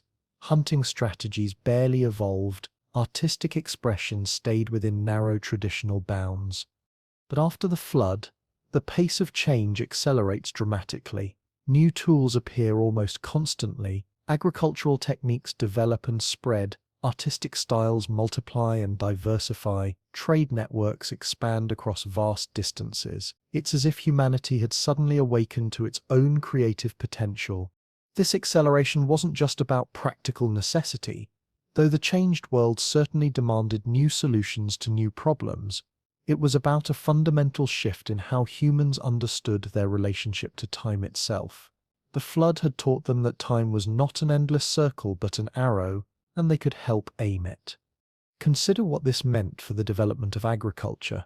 Before the flood, when humans gathered wild grains, they were participating in natural cycles that had existed for millennia. The plants grew where they had always grown, in patterns established long before human consciousness emerged. But the first farmers after the flood were doing something unprecedented. They were imagining a future in which plants would grow where they had never grown before, in which human intention could override natural distribution, in which the earth itself could be reshaped to serve human purposes. This required not just new skills, but a new kind of thinking, the ability to envision outcomes that had never existed, to plan across seasons and years, to invest labor and resources in possibilities rather than certainties. It required, in short, the birth of human imagination as a practical force in the world. The psychological courage this demanded cannot be overstated.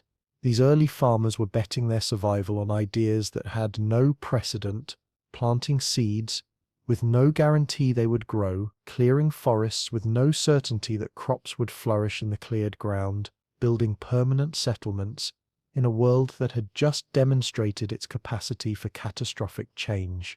And yet they did it, driven by a new understanding that humans could be partners with natural forces rather than just subjects of them. The flood had shown that the earth was not fixed, but it had also revealed that change could be directed, shaped, influenced by conscious intention. This partnership between human will and natural process became the template for civilization itself. The first permanent settlements that emerged in the flood's aftermath were more than just collections of houses. They were declarations of faith in the future. Every stone laid in a foundation, every post planted for a wall, every granary built to store surplus grain represented a bet that tomorrow would come and that human effort could influence what it would bring. These settlements marked the beginning of what we might call deep time thinking, the ability to plan and build across generations. The flood had taught people that the world could change dramatically, but it had also shown them that with preparation and wisdom, communities could survive even the most radical transformations. The grain storage facilities that archaeologists find in these early villages are particularly moving in this context. Here were people who had recently lived through the ultimate experience of scarcity and displacement, and their response was to create abundance, to build systems that could sustain them through lean times, to ensure that their children would never know the hunger that comes from having nowhere to call home. But these storage systems represented more than just practical preparation. They embodied a new philosophy of time. For the first time in human history, people were regularly producing more than they immediately needed and setting aside that surplus for future use. This simple act, saving for tomorrow, required a conceptual revolution in how humans thought about their place in the flow of time. Before the flood, when life was nomadic and survival depended on mobility, accumulating surplus was not just impossible but counterproductive. Everything had to be portable. Every possession had to earn its place in the constant movement from place to place. But the first farming communities reversed this logic entirely. Suddenly, accumulation became survival. Surplus became security. The ability to store and preserve became the foundation of stability. And with this shift came new forms of social organization, new kinds of relationships, new ways of thinking about individual responsibility and community welfare. The surplus that farming communities began to generate had effects that rippled far beyond the villages themselves. For the first time in human history, not everyone had to spend all their time finding food. Some people could specialize in other activities, could become craftspeople, traders, storytellers, spiritual leaders. This specialization led to an explosion of human creativity that we can still trace in the archaeological record. Pottery becomes more sophisticated and decorative, tools become more varied and specialized, artwork becomes more elaborate and symbolic. Trade goods begin to appear from distant regions, suggesting complex networks of exchange and communication. But perhaps most importantly, specialization created the social space for what we might call professional thinking. People whose job it was not just to solve immediate problems but to understand underlying patterns, to develop new techniques, to preserve and transmit knowledge. The flood had demonstrated the vital importance of knowledge and memory. Communities that remembered the signs of rising water, that preserved techniques for finding food in difficult times, that maintained the skills needed to rebuild after disaster. These communities survived and thrived. Those that forgot perished. This lesson was not lost on the flood survivors.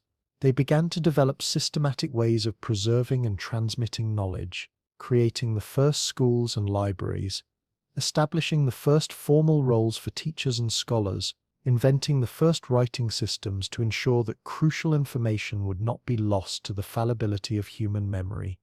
The development of writing itself can be understood as a direct response to the lessons of the flood.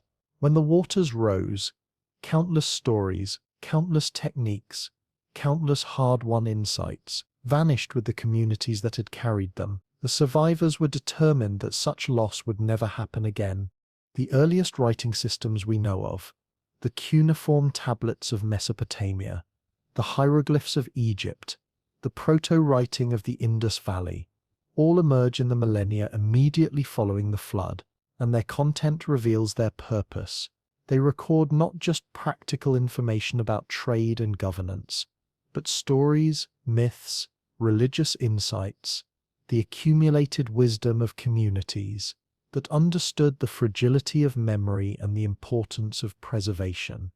These early written records are like messages in bottles cast by the flood survivors across the ocean of time, carrying their hard-won understanding to future generations who would face their own challenges and transformations, and the central message they carry is both simple and profound.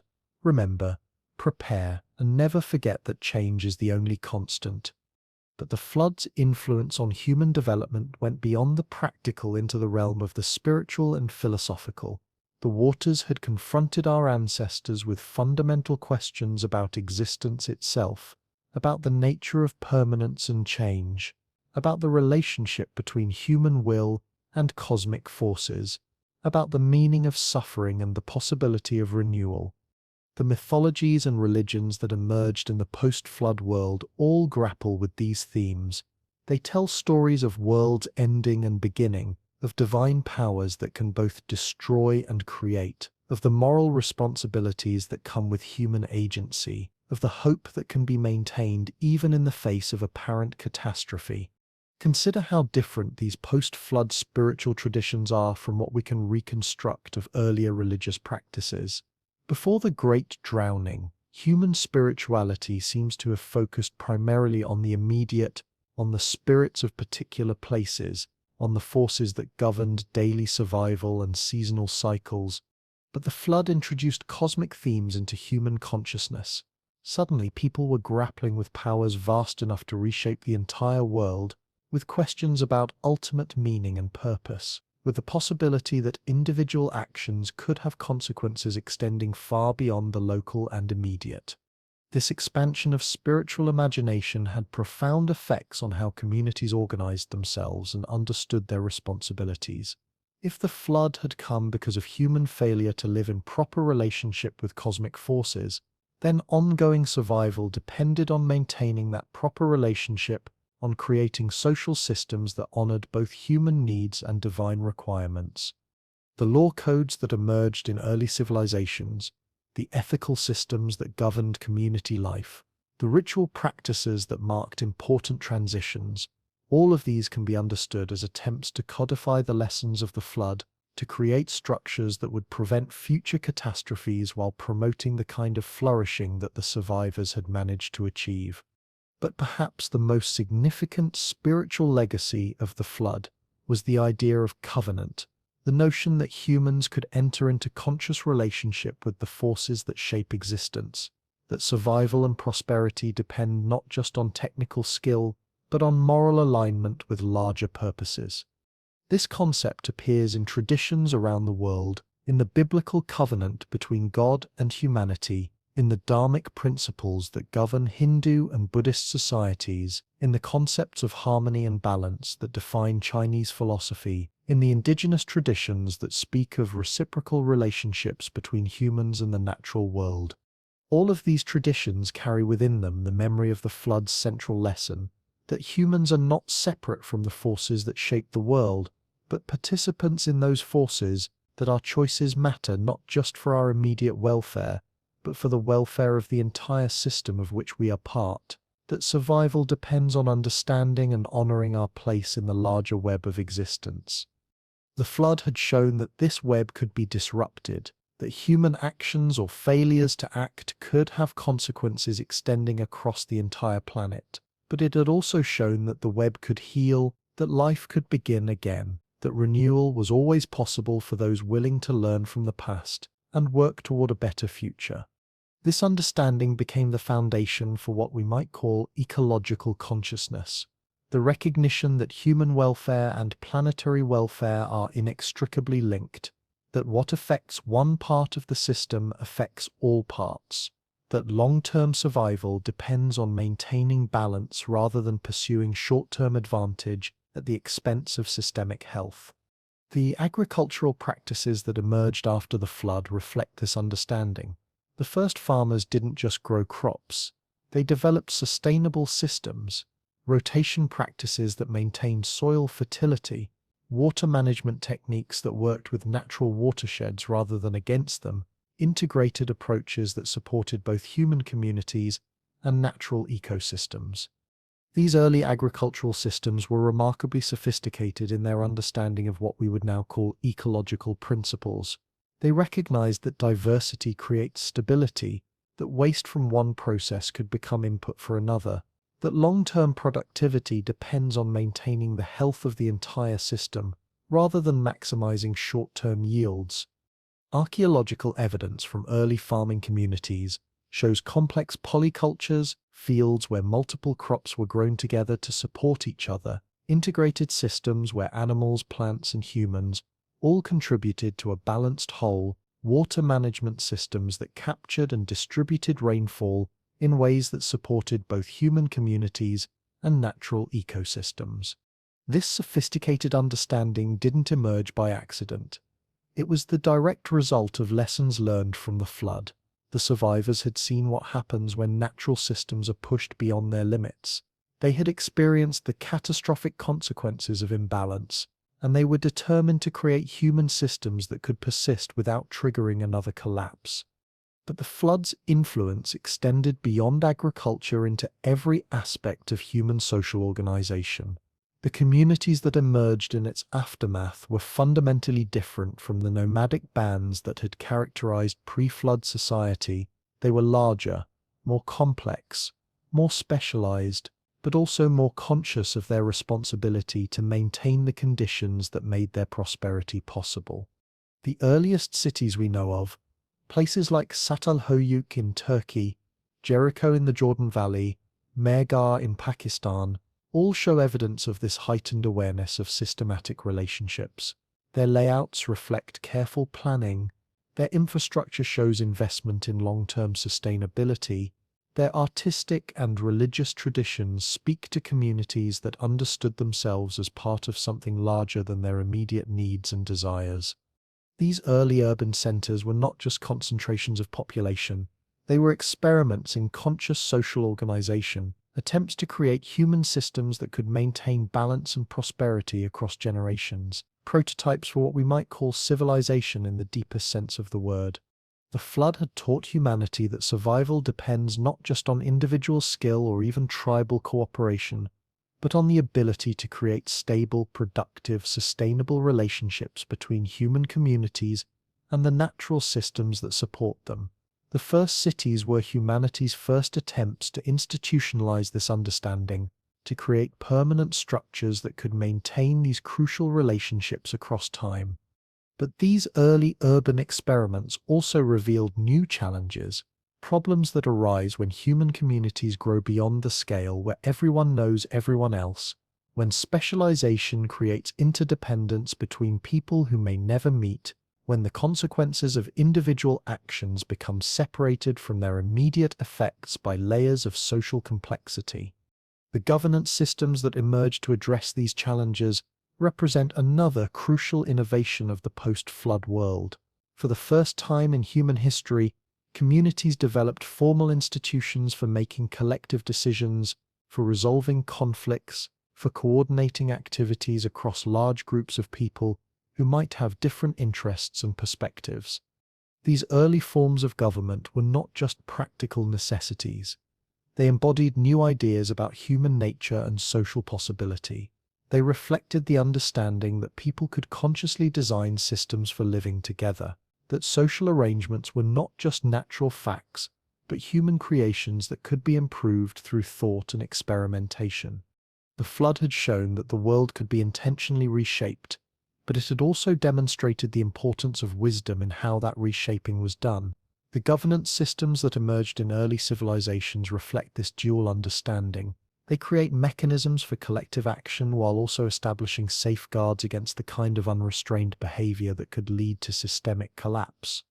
The law codes of ancient civilizations, the advisory councils that checked the power of rulers, the religious institutions that maintained ethical standards, all of these can be understood as attempts to institutionalize the flood's lessons about balance, responsibility, and the long-term consequences of human actions.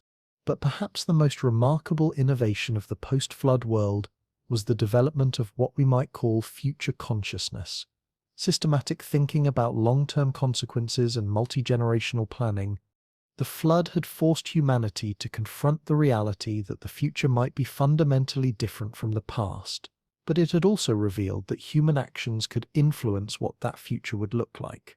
This understanding led to the development of new forms of planning and decision-making that extended far beyond immediate needs to consider consequences across decades and centuries. The monumental architecture of early civilizations reflects this expanded time consciousness.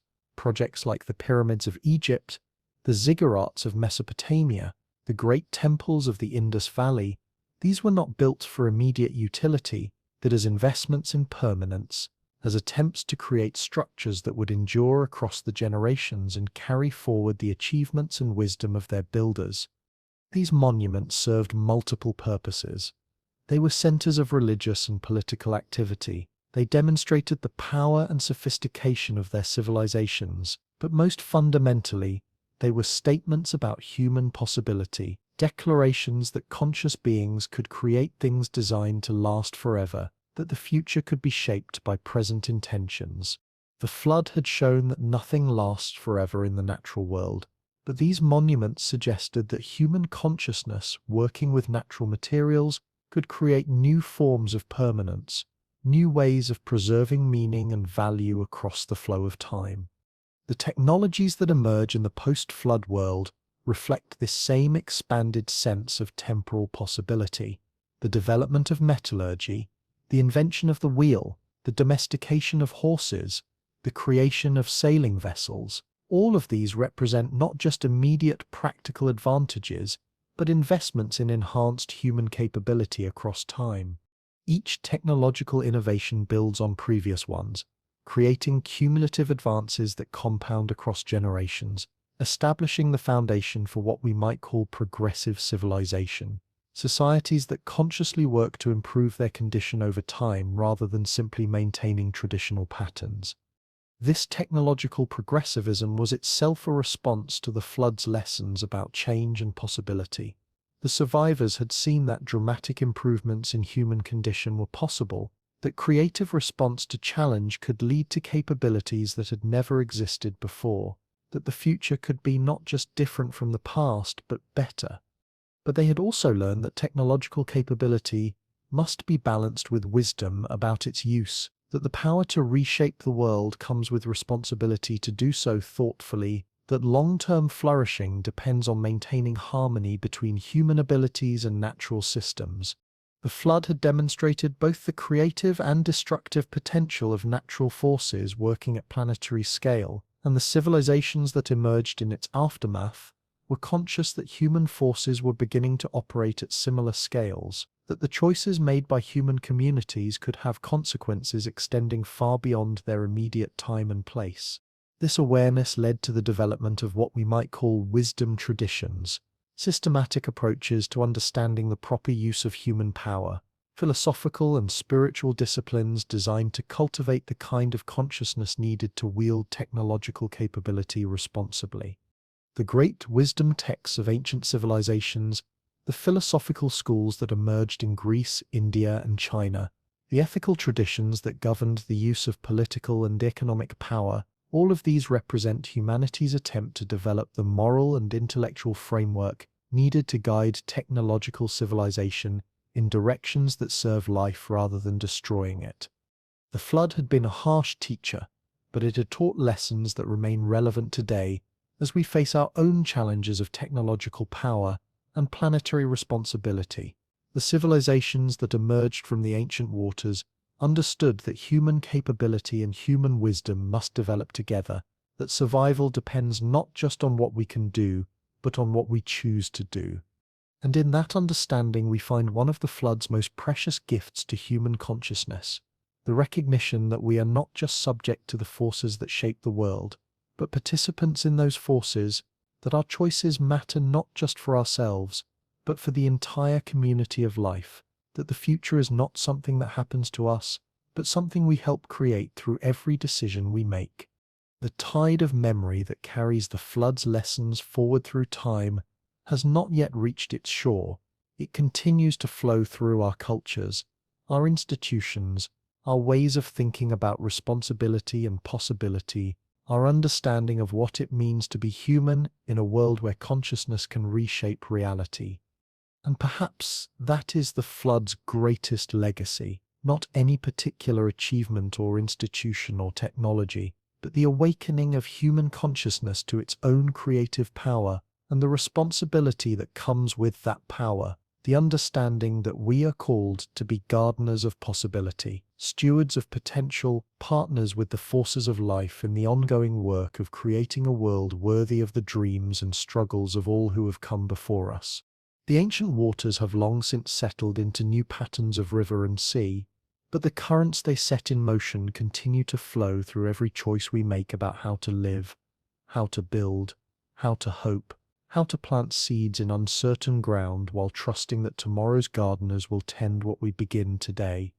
Thank you for walking with me through these deeper currents of the flood's legacy, for exploring how an ancient catastrophe became the foundation for human possibility, for considering how the lessons of 12,000 years ago might guide us as we face our own moments of transformation and choice.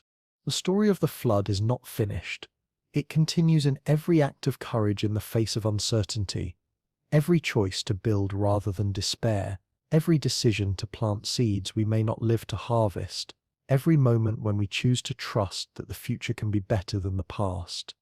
Like the tide, we will return with more stories, more journeys into the wisdom that flows between past and future, more quiet conversations about what it means to be human in a world that is always changing, always calling us to grow, always offering new possibilities to those willing to see them. Until then, may you carry forward the courage of the flood survivors, may you plant with their faith in unseen harvests, and may you remember that you are part of the great renewal that began when the waters rose and continues still in every choice we make to participate in the healing of the world. But there is more to this story, more currents to follow, as they wind through the centuries, more connections to trace between that ancient transformation and the world we inhabit today. For the flood's influence did not end with the establishment of the first civilizations. It continued to flow through human development like an underground river, surfacing again and again in moments of crisis and renewal, shaping how our species responds to challenge and change. As the millennia passed after the Great Drowning, the communities that had learned to live with impermanence developed something unprecedented in the history of life on Earth, the ability to consciously evolve, not just biologically, through the slow mechanisms of natural selection, but culturally, through the deliberate transmission and improvement of knowledge, skills, and wisdom across generations. This capacity for conscious evolution became humanity's greatest adaptive advantage, and it was born directly from the flood's harsh teaching that the world could change utterly, that survival depended not on maintaining rigid patterns, but on developing the flexibility to transform when transformation was required. The civilizations that emerged from the flood's aftermath understood that they were not just inheriting the world, they were creating it anew with every choice, every innovation, every story they chose to tell their children. This understanding led to an explosion of cultural creativity that continued to accelerate across the centuries, each generation building on the achievements of those who came before, while also questioning, improving, and sometimes revolutionizing inherited approaches. Consider how this played out in the realm of knowledge preservation and transmission. The flood survivors had experienced the devastating loss that comes when wisdom dies with those who carry it. They had seen entire ways of life vanish beneath the waters, taking with them countless insights that might have served future generations. Their response was to develop increasingly sophisticated systems for capturing, storing, and sharing knowledge. The earliest writing systems evolved into libraries, libraries grew into universities, universities spawned research institutions, each innovation driven by the flood's fundamental lesson that knowledge is too precious to be left to the fragility of individual memory. But this wasn't just about accumulating information. It was about creating processes for improving understanding across time. The scientific method itself can be traced back to the flood's legacy, the idea that knowledge should be tested, questioned, refined through systematic investigation, rather than simply accepted on the basis of tradition or authority. The flood had shown that even the most fundamental assumptions about the world could be wrong, that what seemed permanent could prove temporary, that survival depended on the willingness to update beliefs when evidence suggested they were incomplete or incorrect. This insight became the foundation for humanity's commitment to learning as a continuous process, rather than a fixed achievement. The great libraries of the ancient world, Alexandria, Baghdad, Nalanda, were more than repositories of books. They were laboratories for the development of human consciousness, places where scholars from different traditions could meet, compare insights, and develop new understanding through the clash and synthesis of diverse perspectives. These institutions embodied the flood's lesson that wisdom emerges from the intersection of multiple streams of knowledge, that no single tradition or community has all the answers, that the greatest insights often come from combining apparently contradictory approaches in creative new ways. This understanding led to an increasingly global perspective on human development. The trade networks that connected ancient civilizations weren't just economic.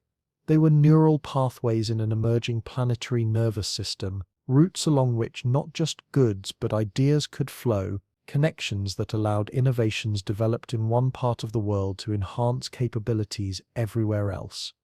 The flood had scattered humanity across the changed landscape of the post-Ice Age world, but the survivors' response was to weave those scattered communities back together through networks of exchange and communication that eventually spanned the globe. The same species that had once lived in isolated bands began to function as a single, interconnected learning system. This global integration accelerated the pace of cultural evolution exponentially. Innovations that might have taken centuries to spread in the pre-flood world could now propagate across continents in decades. Mathematical insights developed in India could enhance astronomical observations in Greece. Agricultural techniques perfected in China could increase yields in Mesopotamia. Artistic styles created in the Americas could inspire new forms of expression in Africa. But perhaps most importantly, this global network began to generate entirely new forms of knowledge that could only emerge from the intersection of multiple traditions. The flood had taught humanity that local solutions were not always sufficient for global challenges, that some problems required the coordinated wisdom of the entire species. The astronomical knowledge that allowed ancient navigators to cross oceans, the mathematical principles that enabled the construction of monuments that still inspire wonder today, the philosophical insights that helped diverse communities find common ground despite their differences, all of these represent forms of understanding that emerged from humanity's growing ability to think and act as a planetary community. This planetary perspective became increasingly important as human capabilities expanded. The same technological innovations that allowed communities to flourish also gave them the power to affect each other across vast distances. The same agricultural techniques that could support larger populations could also alter entire watersheds. The same trade networks that spread beneficial knowledge could also transmit diseases and conflicts. The flood had demonstrated that actions in one part of the world could have consequences everywhere else. And as human power grew, this lesson became increasingly relevant. The civilizations that thrived across the millennia were those that learned to balance local autonomy with global responsibility, that developed the wisdom to use their expanding capabilities in ways that served the welfare of the whole rather than just their immediate interests.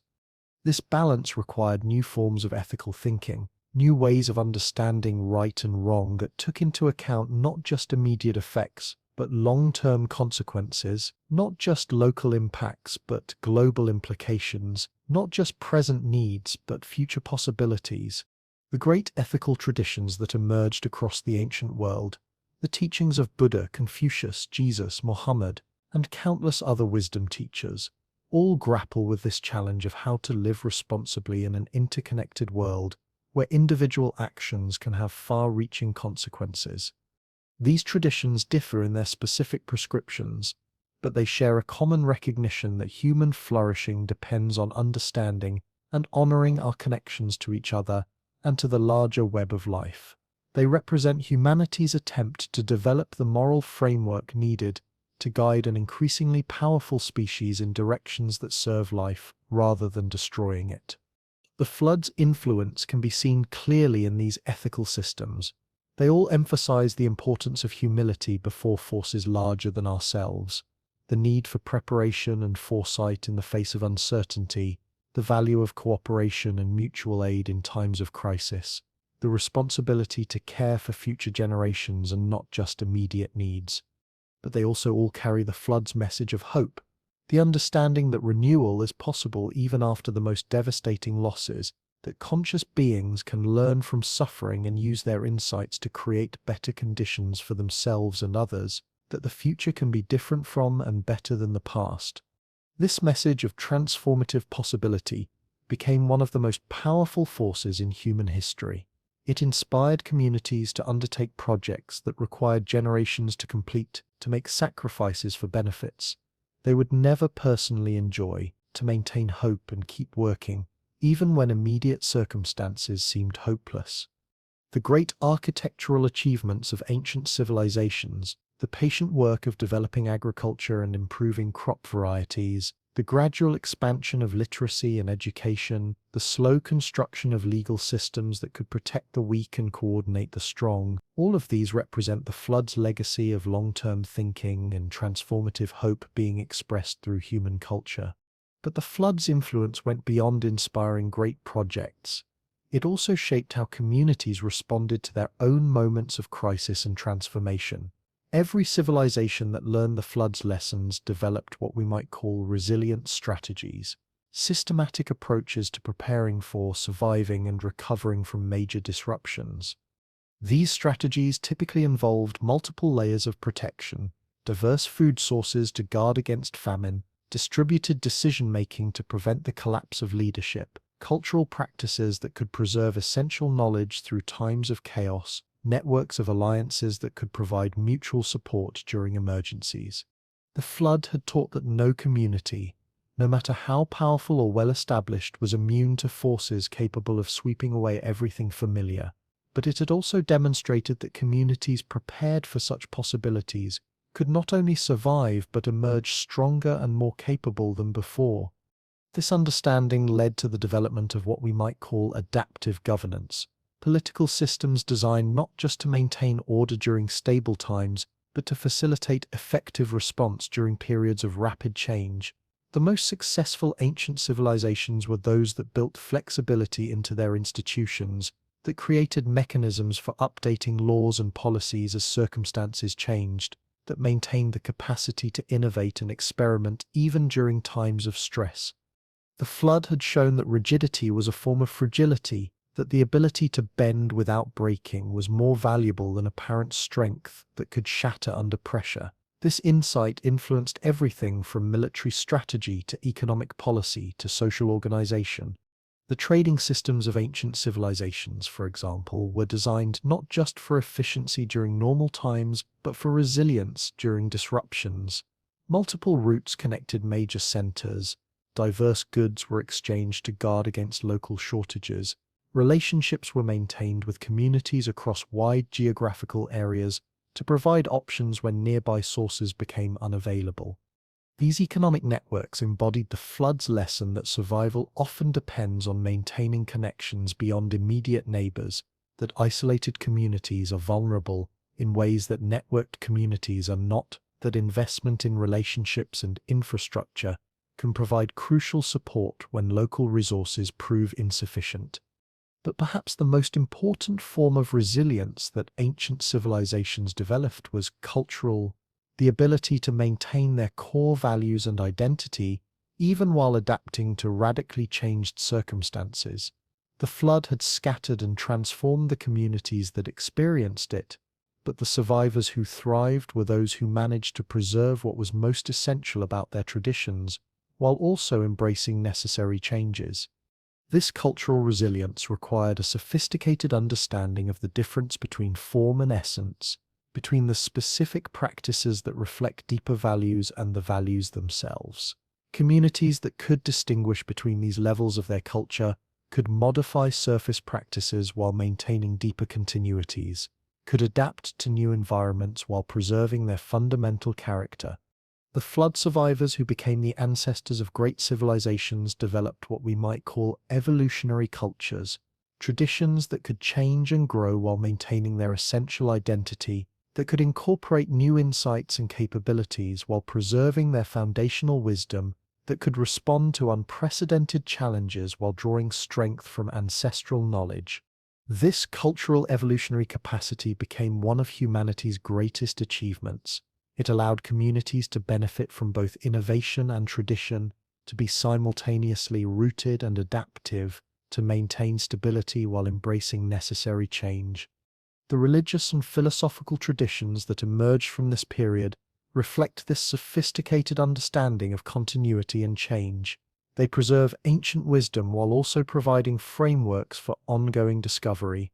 They honor the insights of the past while also encouraging new generations to build on that foundation with their own understanding. The flood had taught that neither pure conservation nor unlimited change could ensure survival, that wisdom lay in finding the dynamic balance between preservation and transformation, that the future must honor the past while also transcending its limitations.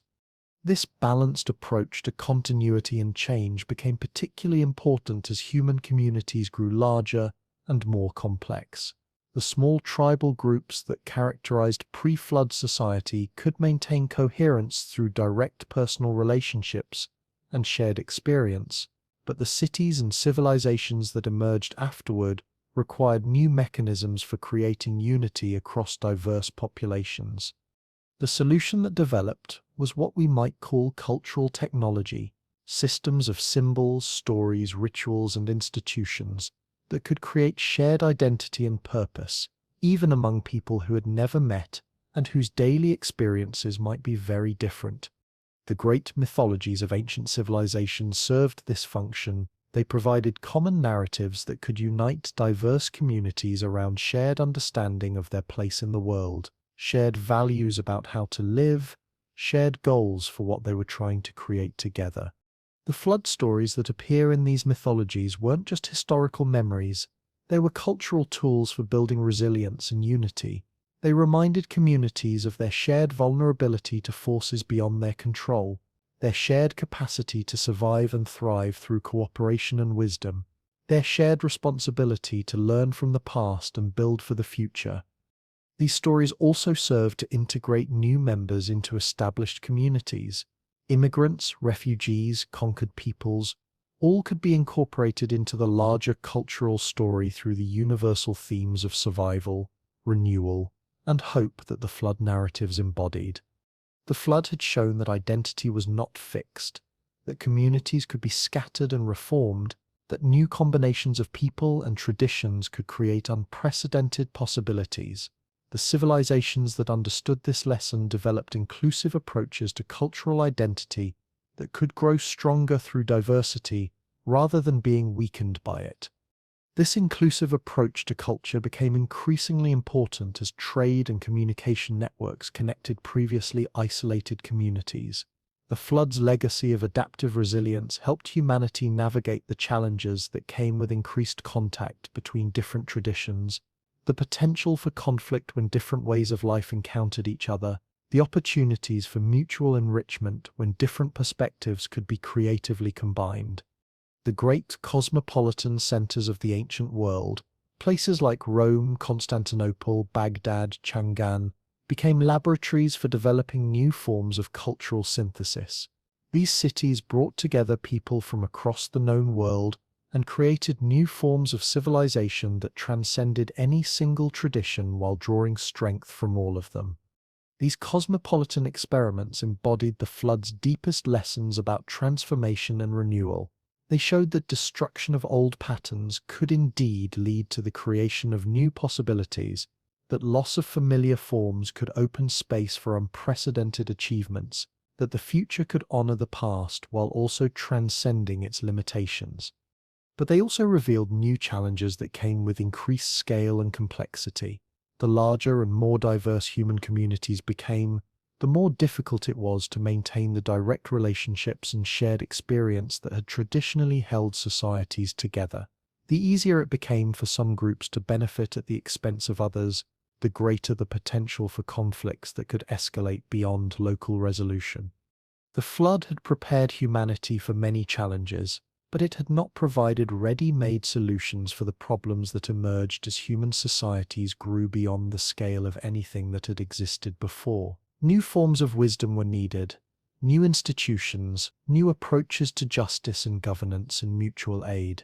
The centuries following the classical period of ancient civilization became a time of experimentation with these challenges. Some societies developed increasingly sophisticated legal systems to regulate behavior in complex communities. Others created religious institutions to maintain moral standards across diverse populations. Still others experimented with democratic mechanisms that could give voice to different groups while maintaining collective decision-making capacity. Not all of these experiments succeeded. Many civilizations collapsed under the weight of their own complexity. Many promising innovations were lost to war, disease, or environmental disruption. But each failure also provided lessons that could be incorporated into future attempts. Each collapse created space for new approaches to emerge. The flood had taught that failure was not final, that even the most devastating setbacks could become the foundation for new forms of success, that the capacity to learn from loss was one of humanity's greatest strengths. This understanding helped communities maintain hope and keep experimenting even when specific attempts at solving problems proved unsuccessful. The medieval period that followed the collapse of classical civilizations in many parts of the world became a time of cultural digestion and synthesis. Communities that had inherited the achievements of earlier periods worked to preserve what was most valuable, while also adapting those achievements to new circumstances and challenges. The monasteries that preserved classical learning through the European Dark Ages, the Islamic scholars who translated and expanded upon Greek and Persian texts, the Chinese bureaucrats who maintained administrative continuity through dynastic changes, the Indian mathematicians who developed new computational methods, all were carrying forward the flood's legacy of preserving and transmitting wisdom across generations. But they were also doing more than preservation. They were transformation. Each community that inherited ancient knowledge also adapted and improved it, added their own insights, developed new applications, created syntheses that had never existed before. The universities that emerged during this period represented a new form of institutional response to the flood's lessons about the importance of knowledge. They were designed not just to preserve what was already known, but to actively expand understanding, to train new generations of scholars who could build on inherited wisdom, to create communities dedicated to the ongoing development of human consciousness. These institutions embodied the flood's understanding that learning must be a continuous process rather than a one-time achievement. that each generation has both the opportunity and the responsibility to expand the knowledge available to those who come after, that the future depends on the willingness to question inherited assumptions while also building on inherited achievements. The scientific revolution that eventually emerged from these medieval foundations represents perhaps the fullest flowering of the flood's legacy of adaptive learning. The scientific method embodies in systematic form all of the flood's key insights: the importance of observing carefully rather than assuming, the value of testing ideas against evidence rather than accepting them on authority, the understanding that knowledge grows through the patient accumulation of insights across many investigations and many investigators. But science also represents something new, a form of learning that is explicitly designed to transcend the limitations of any single culture or tradition. Where earlier forms of knowledge were often tied to specific communities and their particular circumstances, scientific understanding aspires to universality, to insights that hold true, regardless of who discovers them or where they are applied. This universalizing tendency reflects the flood's lesson that some challenges require responses that transcend local boundaries, that planetary problems need planetary solutions, that humanity's growing power requires wisdom that can guide the species as a whole, rather than just serving particular groups. The flood had been a planetary event with global consequences, and the civilizations that emerged from its aftermath gradually developed the capacity to think and act at planetary scales. Science became one of the key tools for this expanded consciousness, a way of understanding the world that could unite human communities around shared knowledge rather than dividing them through competing beliefs. But science also revealed new dimensions of the responsibility that comes with knowledge. As human understanding of natural forces expanded, so did human power to manipulate those forces. And with that power came the potential for both unprecedented benefits and unprecedented dangers. The flood had shown what could happen when natural forces operated at planetary scales, but human technology was beginning to give our species the ability to trigger changes at similar scales. The question became whether humanity could develop the wisdom to use such power responsibly, whether the lessons learned from surviving one planetary transformation could guide the conscious management of future transformations. This question became increasingly urgent as the pace of human-driven change accelerated. The Industrial Revolution that began in the 18th century represented a new phase in humanity's relationship with planetary forces, the beginning of an era when human activities could affect global climate, global ecosystems, global patterns of life and death. The flood's lessons about the importance of humility, preparation, and long-term thinking became more relevant than ever, but they also needed to be applied in new contexts and at new scales. The communities that had learned to adapt to changes imposed by natural forces now needed to learn how to consciously direct changes they were imposing on natural systems. This transition from adaptation to conscious direction represents perhaps the most significant development in human history since the flood itself. For the first time since the waters rose and reshaped the world, humanity found itself in the position of being able to influence planetary conditions, to participate directly in the forces that shape the global environment rather than simply responding to changes initiated by non-human processes. But this new capability came with unprecedented responsibility. The flood had taught that planetary changes could have consequences extending across millennia, that what seemed like local or temporary disruptions could cascade into transformations affecting the entire web of life. Now, humanity needed to apply this understanding to its own activities, to think about the long-term consequences of industrial processes, urban development, and resource extraction. The environmental movements that emerged in response to these challenges represent a direct continuation of the flood's legacy. They embody the ancient understanding that human welfare depends on maintaining balance with natural systems, that short-term advantages gained at the expense of systemic health lead eventually to longer-term disadvantages, that survival depends on wisdom about limits rather than unlimited exploitation of available resources. But these movements also represent something new, the possibility that conscious beings could take responsibility for planetary stewardship, that intelligence and intention could be directed toward maintaining the conditions that support life rather than just exploiting those conditions for immediate benefit. The flood had shown what planetary transformation looked like when driven by purely natural forces. The environmental movement explores what planetary stewardship might look like when guided by conscious intention, informed by scientific understanding and ethical commitment. This exploration is still in its early stages, still experimental, still uncertain in its outcomes, but it represents the flood's legacy continuing to unfold in new forms, the same impulse toward long-term thinking and systemic understanding that helped ancient communities survive the Great Drowning, now being applied to the challenge of maintaining planetary habitability in an age of human dominance. The climate science that documents current changes in global atmospheric and oceanic systems, the conservation biology that works to preserve biodiversity and ecosystem function, the sustainable technology development that seeks to meet human needs without overwhelming natural systems, all of these represent contemporary applications of wisdom that first emerged in the aftermath of the ancient flood. But they also represent the flood's legacy being carried forward into entirely new territory. The communities that survived the post-Ice Age transformation were responding to changes imposed by forces beyond their control. Contemporary humanity faces the challenge of learning to control forces it has unleashed to become conscious participants in planetary evolution, rather than just unconscious agents of planetary change.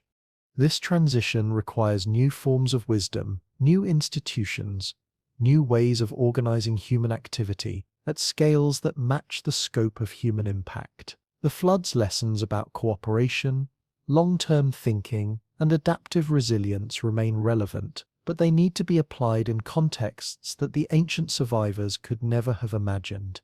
The global governance systems that are slowly emerging to address planetary challenges, the international scientific collaborations that study global systems, the environmental movements that work to align human activity with ecological principles, all of these represent attempts to scale up the flood's lessons to match contemporary realities. These efforts face enormous challenges, the same problems that have always made large-scale human cooperation difficult are magnified when the scale becomes truly global, when the timeframes extend across generations, when the consequences of failure become irreversible. But they also benefit from resources that were not available to earlier generations. The communication technologies that allow instant coordination across vast distances, the scientific understanding that can model planetary systems and predict consequences of different actions, the transportation technologies that make face-to-face collaboration possible on a global scale, all of these create unprecedented opportunities for conscious planetary stewardship. The flood's legacy of adaptive learning continues to evolve in response to these new possibilities and new challenges. Contemporary humanity is developing new forms of consciousness, new ways of thinking about time and scale and responsibility, new approaches to balancing individual autonomy with collective coordination. These developments represent the continuation of the same process of conscious evolution that began when the flood survivors first learned to plant seeds for future harvests, first developed technologies for preserving knowledge across generations, first created institutions designed to serve purposes larger than immediate survival. The flood had triggered the emergence of human consciousness as a planetary force. Now that consciousness is learning to take responsibility for its planetary role, to become a conscious participant in the ongoing evolution of life on Earth, rather than just an unconscious agent of change.